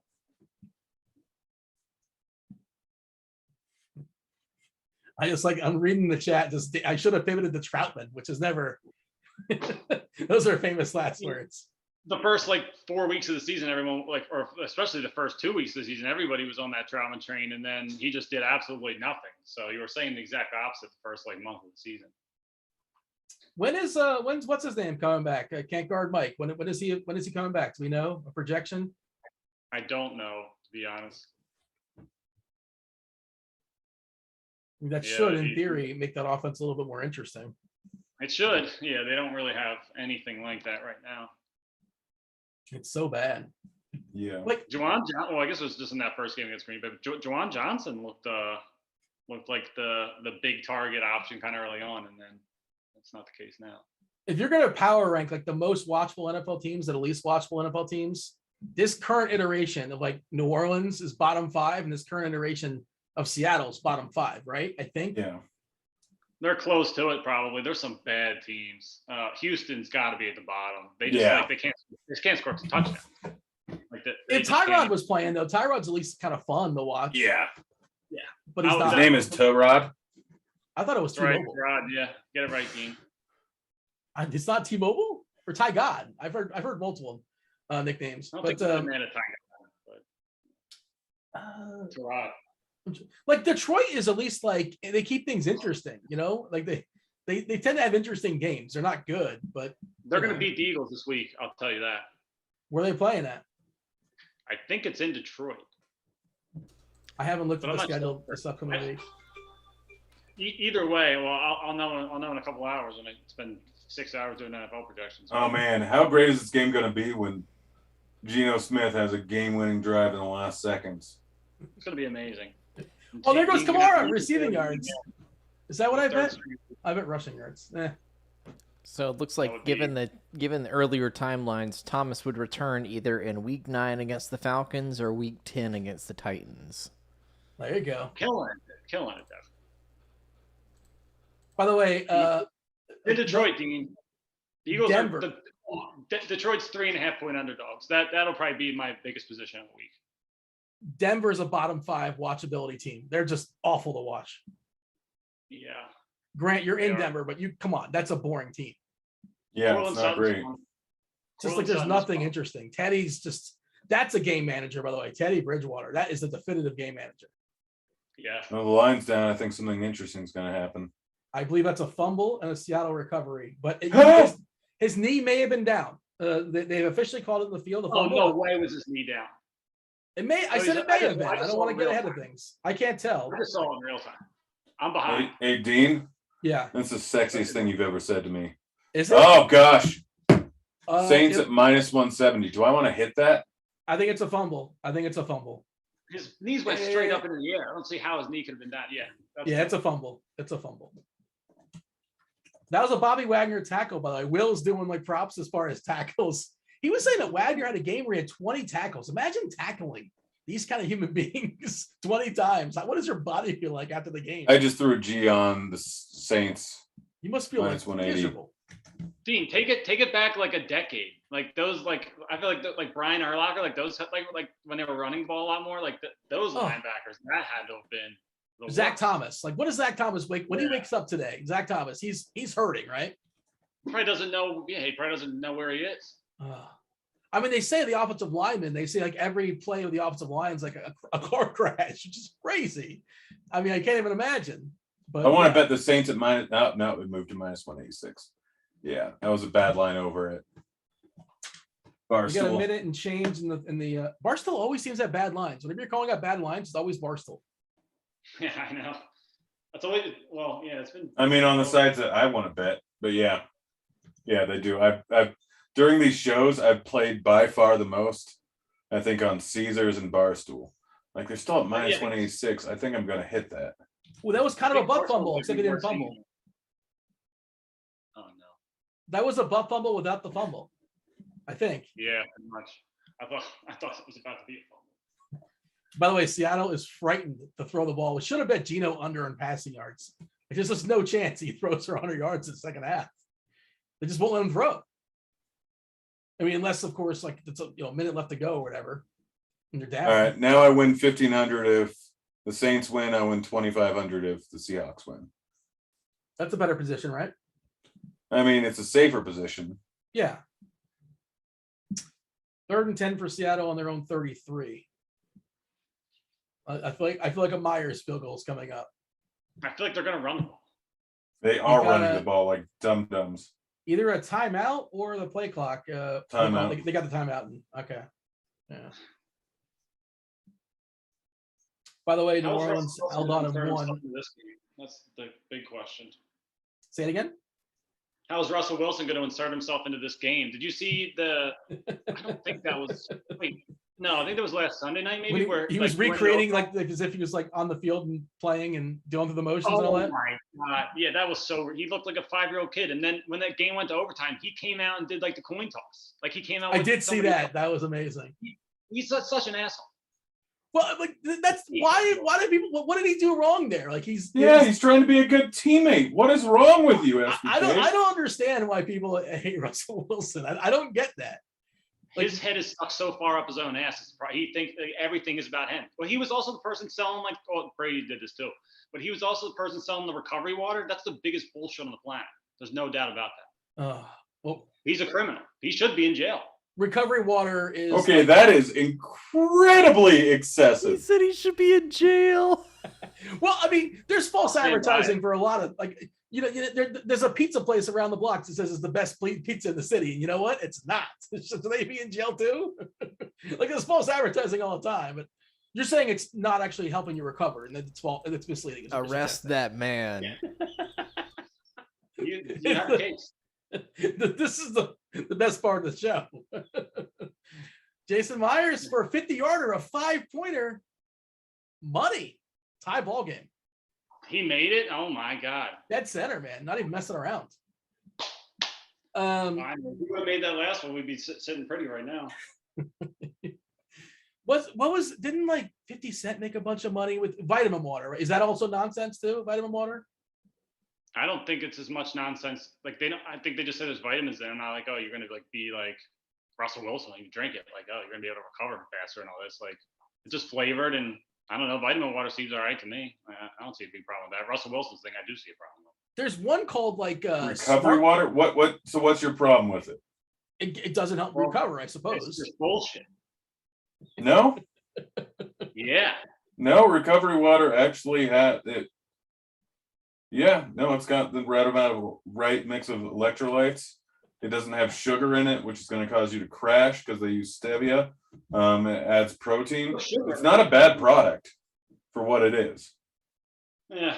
What about smart water? Is that the smart water make you smart water? Is just alkaline water. It's just got a better brand name. But that's not like, it's not the implication is it makes you smarter? Is that not an implication? No, it's a smart thing to drink. It's smart to drink a bottle of water costs $7.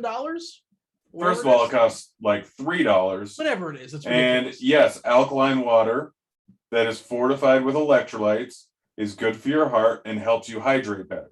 Can you pass the Folgers taste test of smart water versus like Zephyr Hills? It's not about taste. It's about how good it is for your heart and hydrating you. What's the one? Oh, Fiji's the biggest scam. Oh, here's a cute picture of an island. That's just great marketing.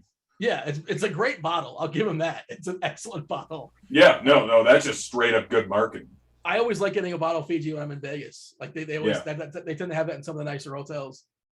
But I don't know if it tastes any better. You guys seen that? Oh man, guys, I'm getting close to my 7-star status. Yeah.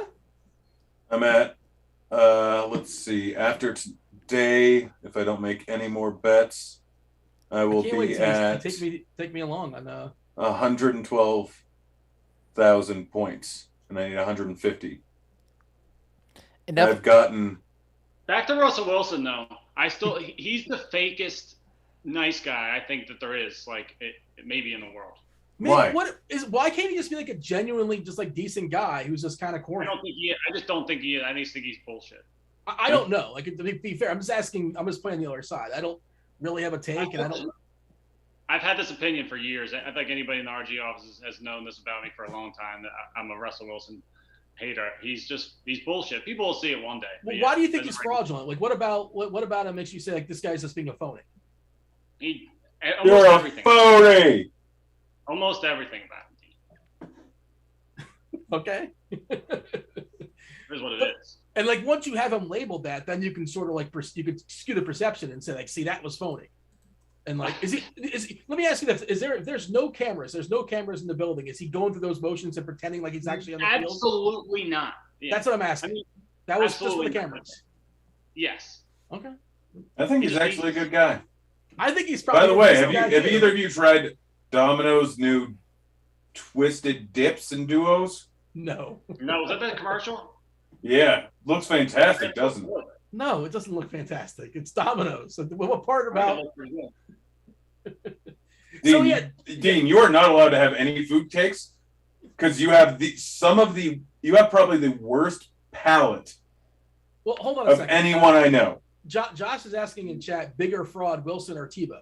Because a lot of people, it's a big divisive conversation. Wait, you think Tebow's a fraud? Are you serious? I'm asking a question. That's all. No, I'm speaking to Eric. Like, Tebow is not a fraud. He's actually that good of a person. Like, he literally spends all his time building homes in the Philippines. Not just donating money, which he donates a ton of. He literally loves to just help people and he spends all his time building homes in the Philippines. Right now, you're acting like you spend time with Tim Tebow. You have no idea what he's like. So that's what I'm saying. Like, it's not like I have 7 or 8 friends that went to the University of Florida that know him when he was there. And I have spent time with Tim Tebow. I have spent time with Tim Tebow. In the Philippines? No. Oh. No, at a restaurant. I was very intoxicated. Wait, you spent time with him like you were at his table? No. I ran into him on the way to the bathroom and then chatted with him later. Was it an Urban Meyer situation? What was happening at this restaurant? He did. I did not poke his butt. No. Like I can't like look across the restaurant and say I can tell that guy's a good dude necessarily. Like I could guess, but yeah, I don't. It's just sort of interesting how. Oh, we got. Jameis just ran for like 15 yards. There's a little jump play. Now, has anybody else tried the Fiji water sort of spontaneous freeze trick? Anybody? Oh, what? Explain. What is that? What? It just has to do with the purity of the water in a Fiji water bottle. If you put it in the freezer, get it just below freezing temperatures, and then cause some sort of agitation.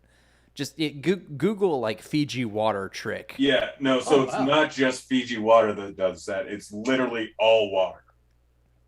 Yeah, like why would Fiji have a monopoly on this temperature? Well, they're saying it's because of the purity. No, all water Yeah, that was always my understanding. Yeah, it's not just Fiji. It's all water. My roommate used to buy like the gallon jugs of Arrowhead water and do that, and it happened all the time. Can it's we all literally agree, just water that does that. We can all agree that Dasani is the worst, right? We can all agree that's the worst. Yes. Yeah. We can all agree Dasani adds salt. They just there's a cup full of water, and then they put a cup full of salt right into it. Who drank some water and said, you know, this thing's perfect, but you know what, it can use a bunch of salt. Fish like, people. Whoever said that? Saltwater fish people. Yeah. Oh, like I don't want salt water. The creature from the Black Lagoon. Crab people, like crab, walk like people. These teams are blown. Oh, I guess that's the Saints' first time out. SpongeBob reference? I will go thirsty over Dasani. I knew Devin would agree with that take with me. Every road trip I've ever taken, we will never stop just disparaging the gas stations that only have Dasani. No, that's not a gas station if they only have Dasani. We'll take the next stop. We'll go to the next rest stop. You got to go to Love's. Love's is the best place. Love's or Pilot. Yep, Love's or Pilot is the correct answer. If you want a shower, go to Love's. I don't drive an 18-wheeler, Dean. There, so I'll skip the road showers. I mean, it makes sense with people who like do road trips and camp in their car. Deer Park. I think Deer Park is one that's out west, right? They're about Deer Park water. Is that a west? Everywhere. Arrowhead's out west. I don't know if Deer Park. Well, no, I've definitely seen it. I'm not really sure where I've seen it, but maybe it's in Florida. My entire life. I lived in the Northeast, and now I live in. Like the chalk in Florida is Zephyr Hills. I think that's the chalk. I don't know if you guys. You probably don't get that in Tennessee. I don't think. What are you talking about? Gas stations still? Say it again. Are you talking about gas stations still? No, we're back to water. I was taking a peek at the chat. They were talking about Deer Park. I'm an Arrowhead guy. Arrowhead is good. I never see that on the East Coast or in the South. I had it when I was in Vegas. Arrowhead was like I think that was my go-to water. Yeah, I had a Zephyr Hills in Florida, Dean. It wasn't bad. It was a mini bottle though at the Airbnb we stayed at. Yeah. Where'd you stay in Florida? So I keep saying it's 30A, but I forget what the actual like beach was called. That was the first 30A was the exit? No, 30A is just like the area. But like I said that in the office the other day, and they were like, "Oh, where'd you go?" And I was like, "Oh, 30A." And Dave was like, "What beach?" And I was like, "30A." And he's like, "Oh, he's like 30A. That's the name of a beach called 30A. No, I forget what the. Let me see what actual beach is.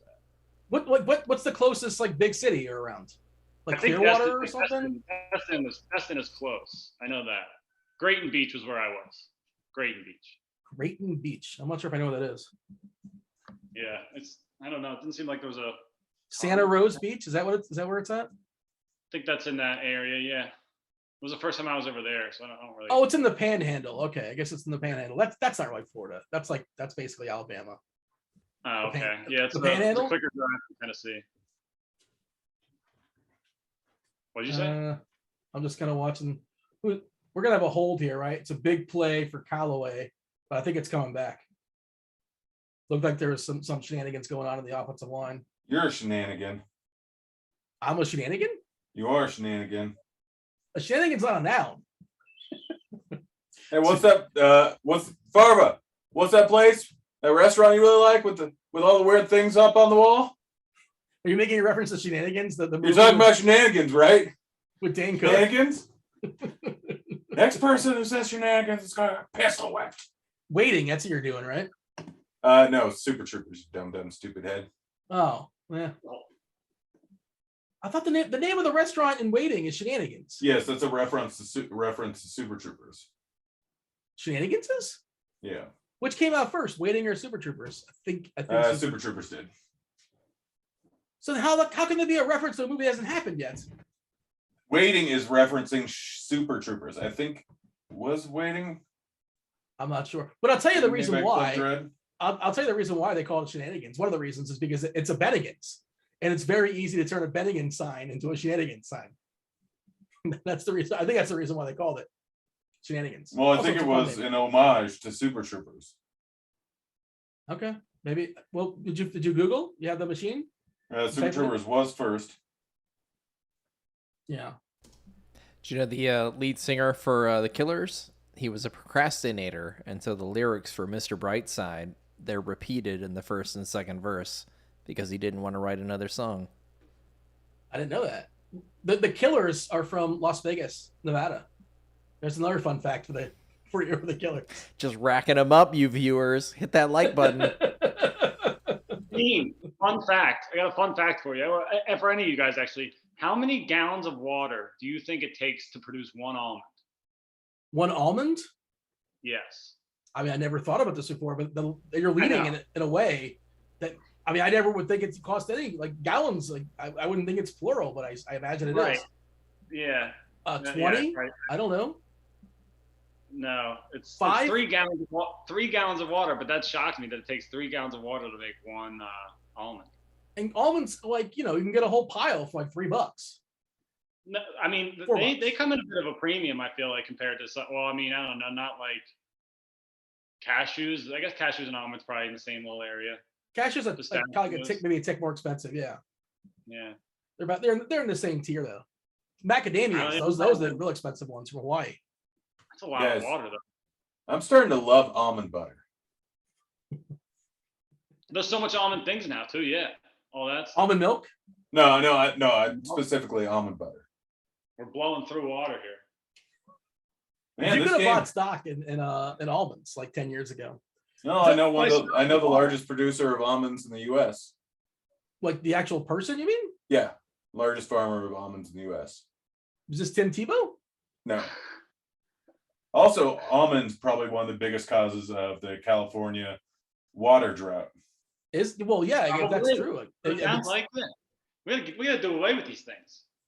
Like almonds are I like delicious. almonds, but if they help save the environment, I'm okay. Like we can live without almonds. I'm on team. I almonds. mean, it's responsible for the drought in California, but the real responsibility is technically on people living there. Showering. Not that many people were supposed to live in California. Yeah. Manifest destiny, man. Yeah, but Too many California almond kitchens out there. We gotta shut them down. I mean, pretty much every environmental problem is just because there's too many people. Well, yeah. There's 8 billion, give or take. Right? It's a lot. Although for the first time in like in thousands of years, we're actually decreasing the number of people. People are having less kids. On average, they have like 1.6 kid or 0.8 kids per person, so 1.6 kids per couple. So we might be all right in 100 years. Where did this conversation go? Almonds. Grant's trying to outfact me right now. I think we're in a fact off. See him and raise him. What else do you have? Tell us some more about the Killers. I don't have any information on them, sadly. The lead singer's name is Brandon, I believe. Is that correct, Evan? I think it's Brandon, right? Brandon. I think it's Brandon. I saw the Killers live. Yeah? Accidentally. So there was this guy selling marijuana brownies there. Sure. And I had enough to drink so what literally happened is we were talking and just hanging out with my buddies. Brandon Flowers. Go ahead. Yeah. And we were drinking. What just happened? Oh, In the game? We're coming back from commercial. At least that's where I'm at. Oh, the line had the Saints at -6.5. I'm like, that's not right. Maybe something goofy happens. No, it just hadn't updated. But yeah, so just hang out with my buddies drinking. They're like, yeah, the Killers are playing at the Gorge today. I'm like, oh, that sounds like fun. My little brother's like, I'll drive us. I'm like, okay, let's go. And we got there, and there's this dude selling marijuana brownies, and What year is this?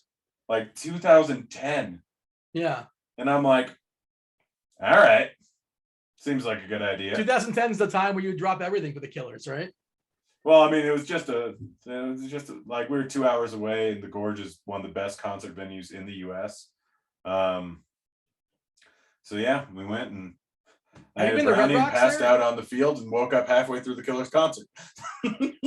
Have you been to Red Rocks out there in Colorado? heard I that's a have good been to venue. Red Rocks, not since I moved out here, strangely enough. It was before I moved.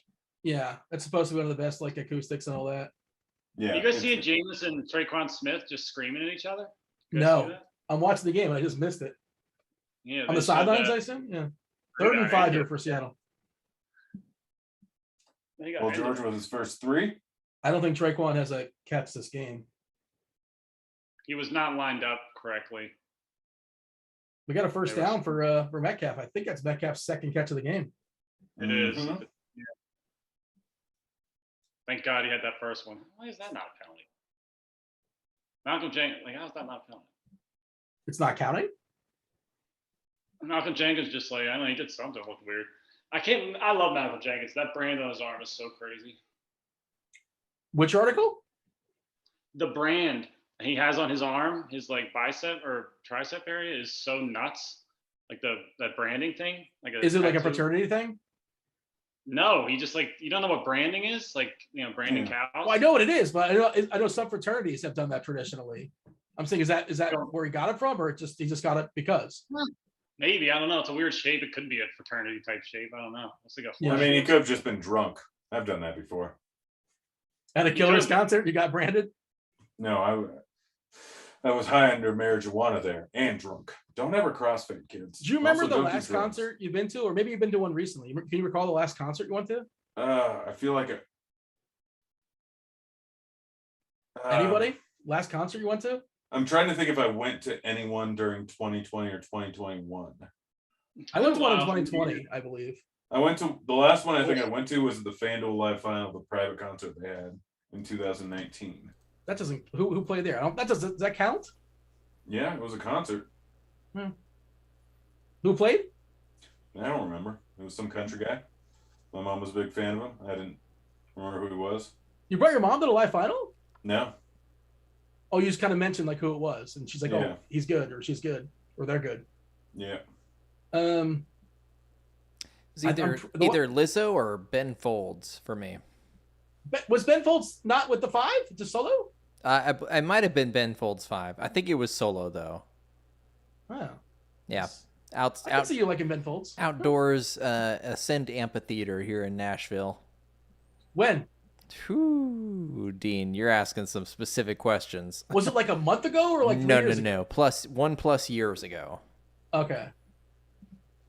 If it was And 1+ years ago, it was before probably 2008. before pandemic, we'll call it that. I went to the National. I saw the National in St. Peter. Oh, in wait, St. no, Pete. never mind. I remember the last concert I went to. I don't remember who was there. Well, we got a big play, boys. Did we? Seattle just broke one off. I think that's It's Lockett. is that Lockett, or is that like Swain?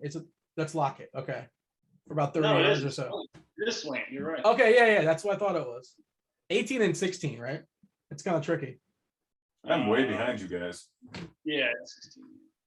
Well, I Oh, figured you Lockett want to was hear pretty close. because you got to. Yeah, they're at the Yeah. 25, and are they No, going no apparently, I huddle? pressed pause at some point, so that's why I was so far behind. I think Seattle's going no huddle here. They went pretty quickly here, and now they're just going to read the. Okay, that's a little different, Well, and they're just going to hand the Maybe. ball off because, I mean, the defense has ruled this game. Well, last time I saw it looked like it was raining pretty hard there. all right, Gino, you're gonna have to. We're gonna have to let him do a little something with his arm here.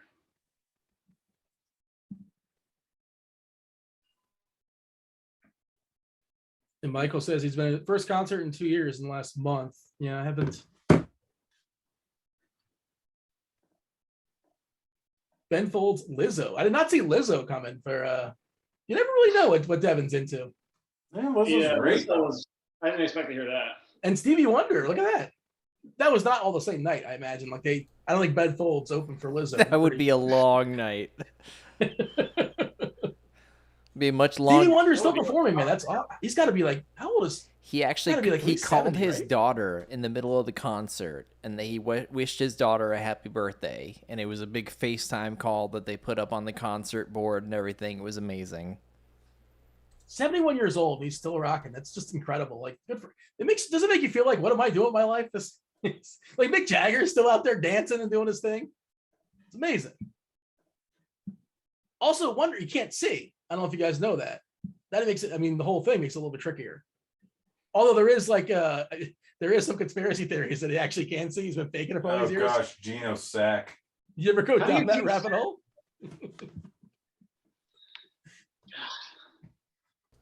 I'm going on a tangent. Dean, you're better off not going to that side of the internet. Well, I mean, I'm all for like I don't want to like a playful like innocent conspiracy, I guess you could say. You know, whatever. But there's video where people like analyze like where like he picks something up or like, oh, we got a field goal attempt. Yeah, 53-yarder. It's good. I think I like. Is it not good? No. Nope. Maybe it's not. I don't know. Bomani Jones or something like put me on it or something like that. I can't remember who I was reading mentioned it one day. And like when you hear that, you have to go down the YouTube rabbit hole. Much like how like Avril Lavigne was switched at some point for a different Avril Lavigne. You guys have heard that one. Yeah, that's I mean, probably not true, but yeah, there you go. See, Grant's been down that rabbit hole as well. He knows what I'm talking about. Man, my Geno over 30.5 pass attempts. It's not looking great, but it's still possible. You might get overtime. Yeah. You might. This game might end 10-10. Nobody really deserves with this game, let's be honest. Like A tie would be the most deserving ending to this game. I didn't see this. Actually, you probably know this, Keith, because you're from Pennsylvania, right? Well, what was going on? I didn't watch a lot of college football, but wasn't it like the Penn State game where they went 9 overtimes and the score is like 19-19 or something ridiculous? Do you know what I'm talking about? So I went to Penn State. I watched that Yeah. game on Saturday, and that was the biggest waste of my life that I maybe ever have had. And that was I wanted after the 4th overtime, or actually I don't know, before it even got there, I was ready to be done with it. And then after about the 4th overtime, I was like, I just don't care anymore. Like I don't care if they lose. I just want this game to end. Just And when they ended. lost, oh nothing. Yeah. By the way, Paul was- George, 2 3-pointers already. McCollum 1. So the rule is that after the 3rd or 4th tie in overtime in college, do they immediately go to the two-point conversion? After the second tie, after the second overtime, it goes to 2-point conversions. So it says one play and one play versus one play. Yep. And okay. That was the first time I'd really seen it. Like, I mean, I guess there's been 9. It's crazy, but yeah, it was absolutely insane. Neither the Penn State's coaching is horrific, but yeah, the offense, like they failed. I think they failed the first like 8 tries combined, or maybe the first 10. It's just amazing. Yeah, it was unbelievable.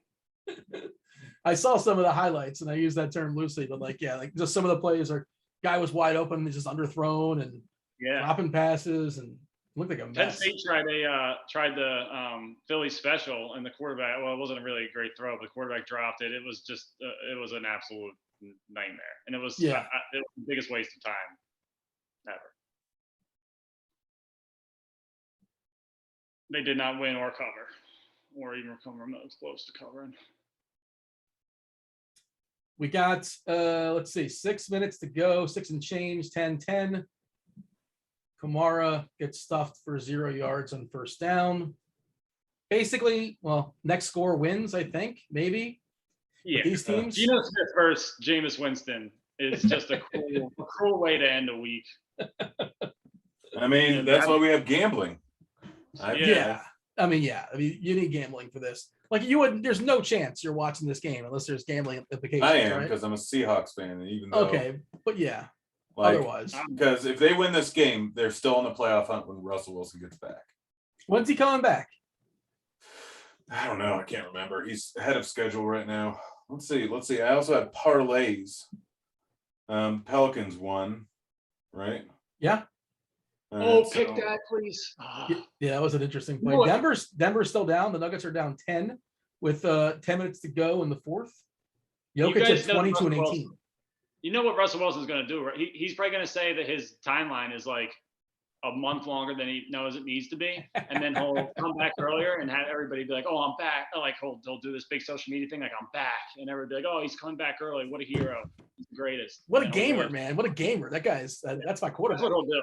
The Lions are down. What happened? What about Mr. Unlimited? Do you like the Mr. Unlimited video?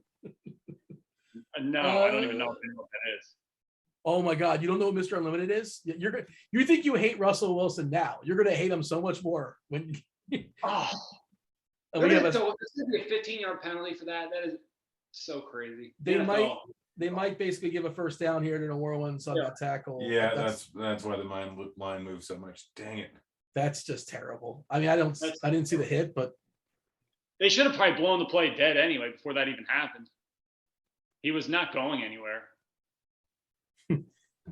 Eric in chat says, "Can I take my victory lap Bledsoe over Dame yet? Is Bledsoe outscoring Dame? I have not noticed that.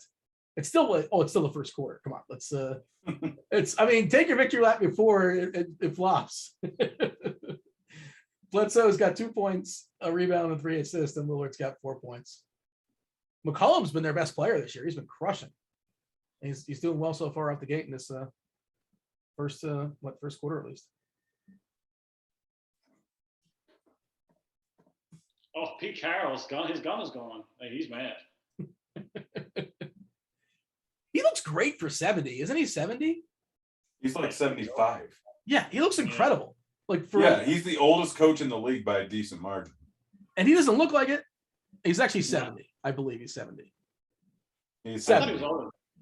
Yeah, he's 70, and Belichick, I think, is 69. He doesn't look deep that pass. bad for his age. Oh gosh. Who was that to? Is that Smith? 10 oldest coaches in the NFL. Bruce Arians, number 10. Bill Belichick, number 9. He's only the 9th oldest quarterback coach, Belichick? No. And Carroll, number 8, oldest ever, I think. Oh, ever. Okay. Yeah. Yeah, so all 3 of those are the oldest in Belichick is I think Belichick and Arians are both old. Dick Arians is Vermeil over was 70? Oldest, so Carroll's probably actually Coughlin. This pass, look at this pass, it's just great. I mean, it's a smart thing to do actually, but it just looked ridiculous. It was a smart thing to do. Yeah. He's the guy who's going to get blown up. 20 of his other ones. Oh wow! Do you know Romeo Cannell's still coaching? I don't think he's a head coach. 73. Defensive coordinator? Is he a defensive coordinator? Yeah, I don't think he's a head coach right now. No, he's not. But he's definitely not a head coach. So the oldest head coach was George Hollis, 72. There you go. Fun fact. Carroll and Belichick will probably both break that. They might, yeah. Kamara almost broke it. He got the first down, but he almost broke it. On 3rd and 10, Seattle gives up a run play for a first down. It's just a slow bleed to death on these Seattle bets. Oh, was my bet gonna come through? Let's see what oh no, I don't think so. I don't think it's doing very well. I bet Kamara over rushing yards second half. Callaway under. Callaway's under right now. I don't think he's caught a pass. Who cares about my measly $200? You guys are betting thousands. I really hope they hold no field goal here. Can Jameis do enough to punch them in the end zone? In fact, they don't have Kamara on the field. I know he just made a big play, but that's kind of crazy. Yeah, I think he got his shoulder pads fixed, and he's probably coming in right now after that one play, I would assume. It's going to be great when Geno Smith on his 31st pass attempt of the game gets a touchdown to win it. I'll take it, man. That'd be awesome. I also have parlays with this game in hand. Saints and Pelicans both to win at plus 360, and Seahawks, Blues, and Trailblazers to win at plus 950. So if the Seahawks end up winning, then I don't get to go to bed and I have to watch the Trailblazers game. Well, it's still only 9 o'clock over there. What time is your normal bedtime? I mean, normally midnight. Yeah. Well, that game's going to finish before midnight, but it's just been a long day for you, I imagine. Yeah, and they have a lot of things to get done tomorrow, but I'm at easily well over 24 hours, probably over 30 hours of work since the beginning of yesterday. Yeah. Let's see. I worked from 4 a.m. I slept in a little bit until 11 o'clock at night. So that's 17 hours. And I've worked from 8:30 until 9. So yeah, I'm at close to 30 hours this week already. It's tomorrow night. I was looking at the peak. It's a 5-game basketball schedule. There's no way Embiid doesn't play in the Garden. He's playing. Stop with this.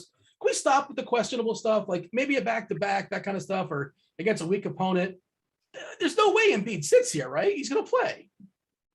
I mean, I'd say 85% of the time, 90% of the time, you're probably going to be right. But there's always some times where they randomly sit him. But I mean, they do this with unquestionable. I mean, they've been doing this for, like they did it all playoffs pretty much every single game. They did it toward the end of the regular season. This is just status quo with Embiid. He's going to be. Is he actually hurt though? Like I know they put big wraps on his knees and all that, and he's got a history of injuries, but like he's not. Is he really hurt? I mean, he looks like he always looks. He's always holding his knee or his ankle, or he's holding something back. Like it's every game, it's something. So it's like 30, 31, 32 going to be rough for him. Is he going to fall off the table really fast? I don't know. I hope not. Yeah.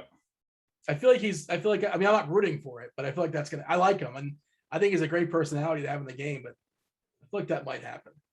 He's gonna need a ball dominant perimeter player by the time he gets to that age. Sure. Yes. He won't be able to handle it on his own the way he does now. He's sneaky. I don't want to say sneaky old, but he's like 28, isn't he? Like he's. Well, he sat out like the first year or two, didn't he? Isn't he kind of? I think he's like 28 now. I don't think he is. 27. He only played 1 year at college. But like he sat for 2 years, I think. Yeah. Where did he go to college? Oh, yeah. I don't even know. Kansas. Yeah.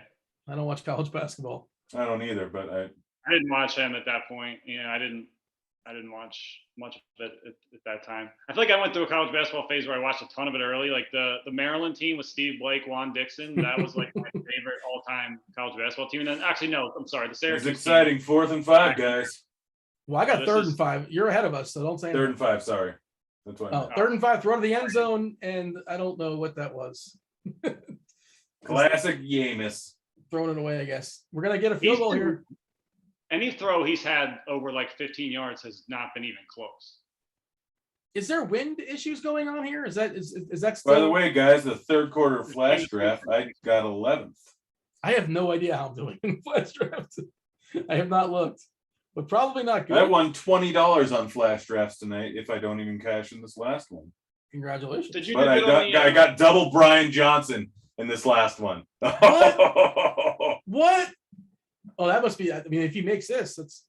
Oh yeah, I got Brian Johnson and Brian Johnson 2x, along with Kamara and Kamara 1.5x, and then DK Metcalf.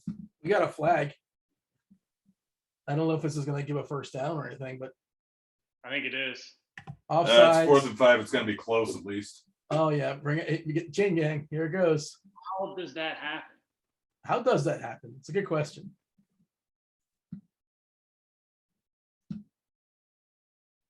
Yeah, that's a first down. Did we get a Kenny Stills touchdown? Is he still playing football this evening?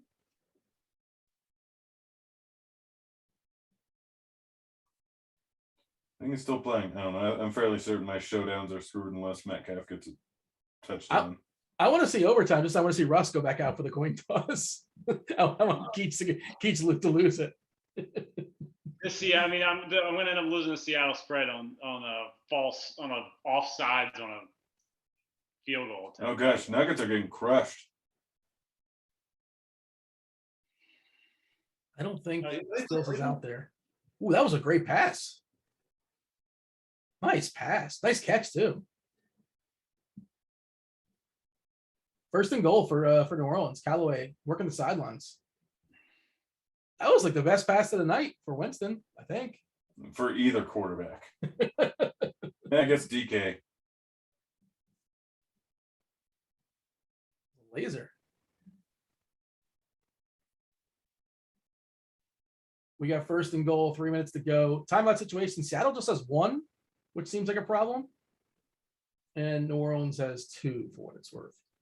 but I assume they're going to give the ball to Kamara here. Yeah, I'm guessing they score. No, if you're trying to make bets right now, he didn't have to score. He got stuffed, basically. They're probably just going to run the ball. Denver down 13 with 4 minutes to go. MPJ just made a 3. Did you guys see that Jokic pass the other day where like went between like for 3 different people and like nobody was seeing? Like, it was a weird pass because they didn't really do anything. It just looked cool. It was a free haircut for somebody on the underneath the basket there. I forget who it was. You saw the play, right, Devin? I did, cool. yeah. Like I don't even know how it ended. Probably not well because like they would have showed it if it did. I mean, Jokic did basically like a shot put pass. He's so much fun to watch. One of my favorite players just to watch him play. Jokic is awesome. He's very fun. Yeah. Yeah. I think Curry's still my favorite to watch. Durant, He's I great. love watching Durant. I saw in the chat, by the way, not that I figured we entertain the question. You guys had any World Series takes? Like who's going to win? Have you been following it? I Anybody? think If I had to Houston's put more money on likely. But no Go ahead. real take. Yeah, I don't have a real take either, but I think if I was betting like the series price, I'd probably lean toward Atlanta. It's like I think They're dogs, I assume, right? Yeah. I think those teams are pretty close. I was invited to go to Game 3, but I was like, I'm not in Atlanta, so I can't go. It's a bit of a process. It is a bit of a process. I have a buddy here who was here who went down for the last game that they just played in Atlanta. It's a nice ballpark. Never been. Been to Atlanta a bunch, but never been to a sporting event there. Well, I was in their football stadium too, which is I was there for a soccer game. It was incredible. Like 70,000 people. What's that? That one they have now is crazy. It's real. It's an awesome crowd. Like soccer, like Portland's got a great soccer crowd. Seattle's got a great soccer crowd. There's some I think Austin, has a soccer team now. They're an expansion team.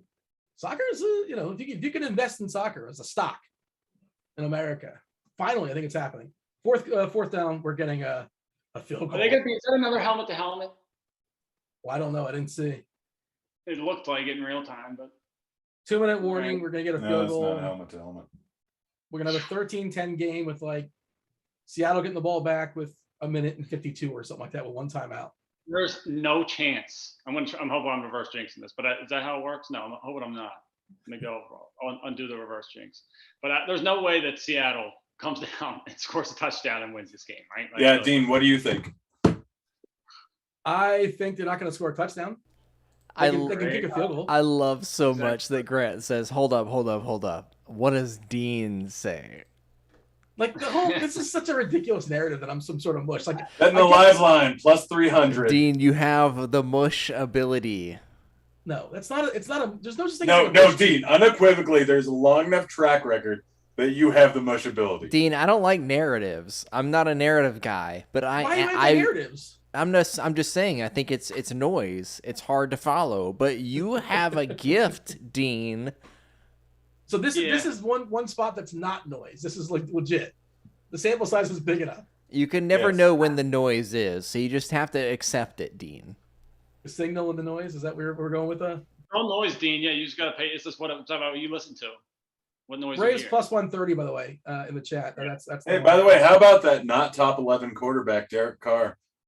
Just still putting up great numbers. he's still not top 11. The Eagles defense is you could put up similar numbers against. Yeah, Eagles. what about all the other games this year? I think is he still leading the league in passing yards? That's not. You're saying Is he still leading the league in passing yards per attempt? that you determine? That's how you determine the best quarterback is. Generally, that's one of the biggest indicators. Per attempt's not nearly as bad as the raw passing yards. Yeah, like the greatest quarterback of all time would be like somebody from the Big 12. No, passing yards per attempt. Whatever. That's literally one of the best. I don't know what the Literally, it's literally how many yards on average you get for how many times you throw the No, ball. I understand. I do understand that. Yes, but different teams try different stuff and whatever. But Top also, 6 passing yards per attempt. Russell Wilson, Joe Burrow, Matt Stafford, Kyler Murray, Lamar Jackson, Derek Carr. How's that list? Are those good quarterbacks? I didn't hear. So you're saying he's better than Josh Allen? That's bold proclamation. You're saying he's better than Patrick Mahomes? That's bold too. I didn't say he's better. You just said that. That's your. No, I said that's a list of top 6. That's exactly what I said. And first of all, he is playing better than Patrick Mahomes this year. No. Those Playing guys better, are, yeah. playing better, and better than are two different things. I didn't say better than. Jank it, Brian. This is when we turn in the first take. Field goal is good for New Orleans. Seattle going to be getting the ball back with 1 timeout, minute 56. And how did that change the flash draft? Because I think I just lost money. Did Carroll not put in another piece of gum? That's pretty weird. How many pieces of gum do you think he goes through throughout a game? Or is it the same one he's working the whole time? I saw him he threw the gum, but he hasn't replaced the gum. I find that to be perplexing. Yeah. Who still chews gum, by the way? Unless you're on like a plane. What's wrong with gum? I like gum. Yeah. It's fine, but like, when do you ever say, you know what I need right now is gum? Dean, leave gum out of this. Also, if the flavor's gone like in like 12 seconds, what's the point? Chew on a straw. Dean, chew a piece of double mint. That's what I'm W talking about. flavor mint. Double mint does not last more than like a minute. Double mint gum. Double mint lasts more than a minute. Double mint lasts a while. I chew that when I'm a chew gum in the gym guy. That's when I like it. You're a double mint guy? I'll meet Dean halfway in the middle here. When the gum has lost flavor and you're just chewing on what is just like malleable tree bark, no, I'm not into it. Yeah, that's kind of what I'm working with. That's kind of my point. Yeah, and like, why can't they invent? They had the everlasting gobstopper. Why can't they invent a gum that like lasts, like the flavor lasts? Is that so hard? Yes. You got a gum guy? How do you know this? No, because of what's in gum, it's tough to do. Yeah, I guess so. No, I think I win showdown if DK gets a touchdown. Really? Yeah. On Super Draft, it's only like $6,000 at first. I'll end up making $4,000. Denver waved the flag. They're getting walloped. Down 14 with 2 minutes to go. Cleveland still with their starters out there, at least some of them. Kevin Love, 22-6 off the bench. Allen, 19-16 for Allen. Jokic, 24-19, but nobody else stepped up. The rest of the team was pretty meh. Let's go, Gino. Get 10 pass attempts here. 5-yard dump offs and step out of bounds. No. Miss pass, first down. Miss pass, first down. It could happen. This is honestly, he can still hit. Bad start. We're on 3rd down, and it's already looking like pretty ugly. 2 pass attempts, though? Oh, no No. sack. That's not good. Yeah. He's infuriating. Well, look, it's just this. He's not a starting quarterback. Like he's in over his head. Well, yeah, I mean that wasn't the Seattle line's not doing any favors, but Sure.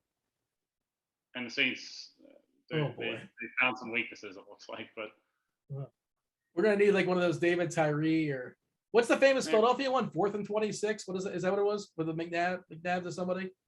Freddie Mitchell, yeah. Freddie Mitchell. There Really, Gino, throw the ball, you idiot. Yeah. What do you want him to do?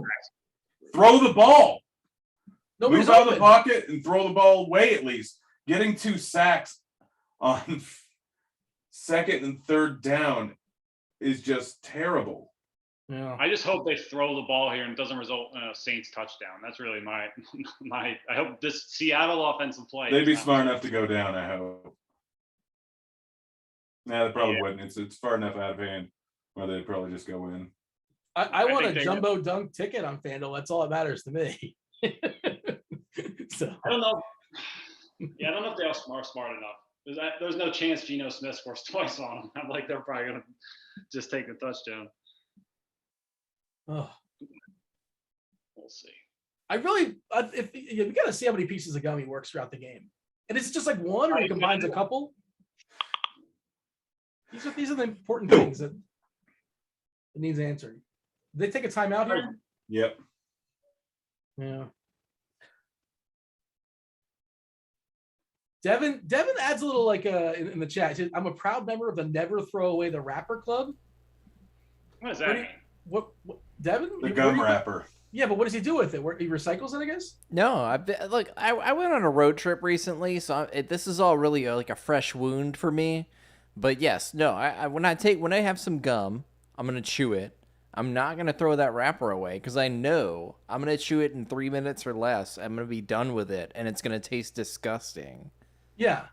And I'm gonna throw it in the wrapper, and I'm gonna throw it away because I'm not some garbage person that just throws it out the window while I'm driving. Name names. I feel like you're talking about somebody in this. I probably do. But that's why I don't chew gum. Grant, you're a garbage person. Not from experience. Yeah, I've been told that before.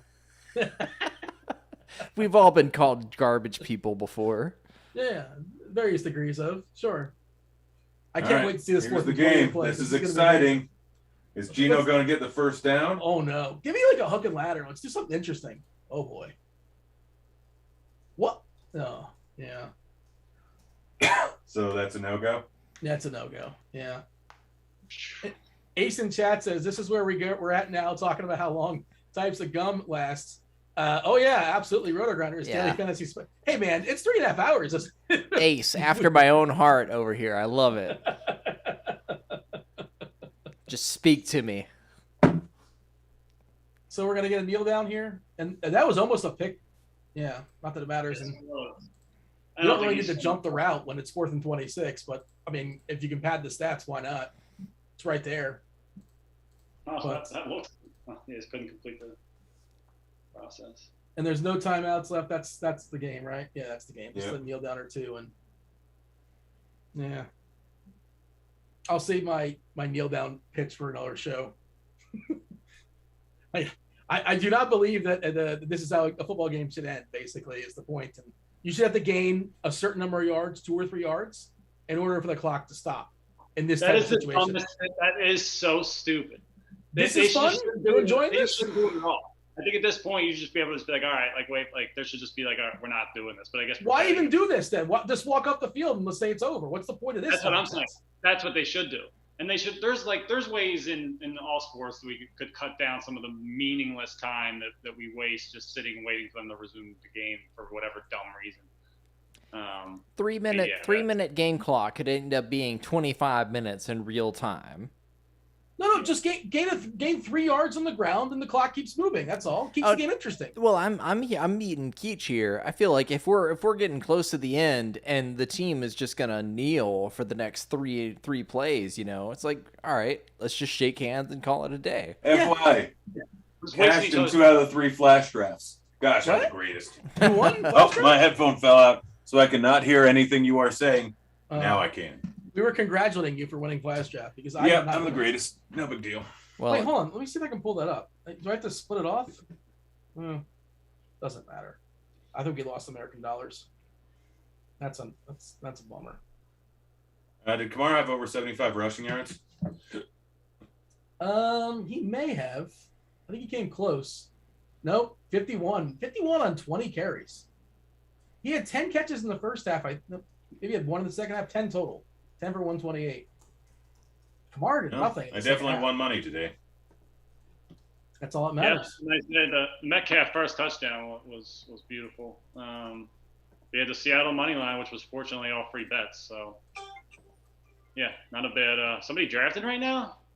That's my Android making. I don't know how to. Yeah, well, it's not worth getting Oh, into. and I won won a few hundred on the under. Oh, that was a lot.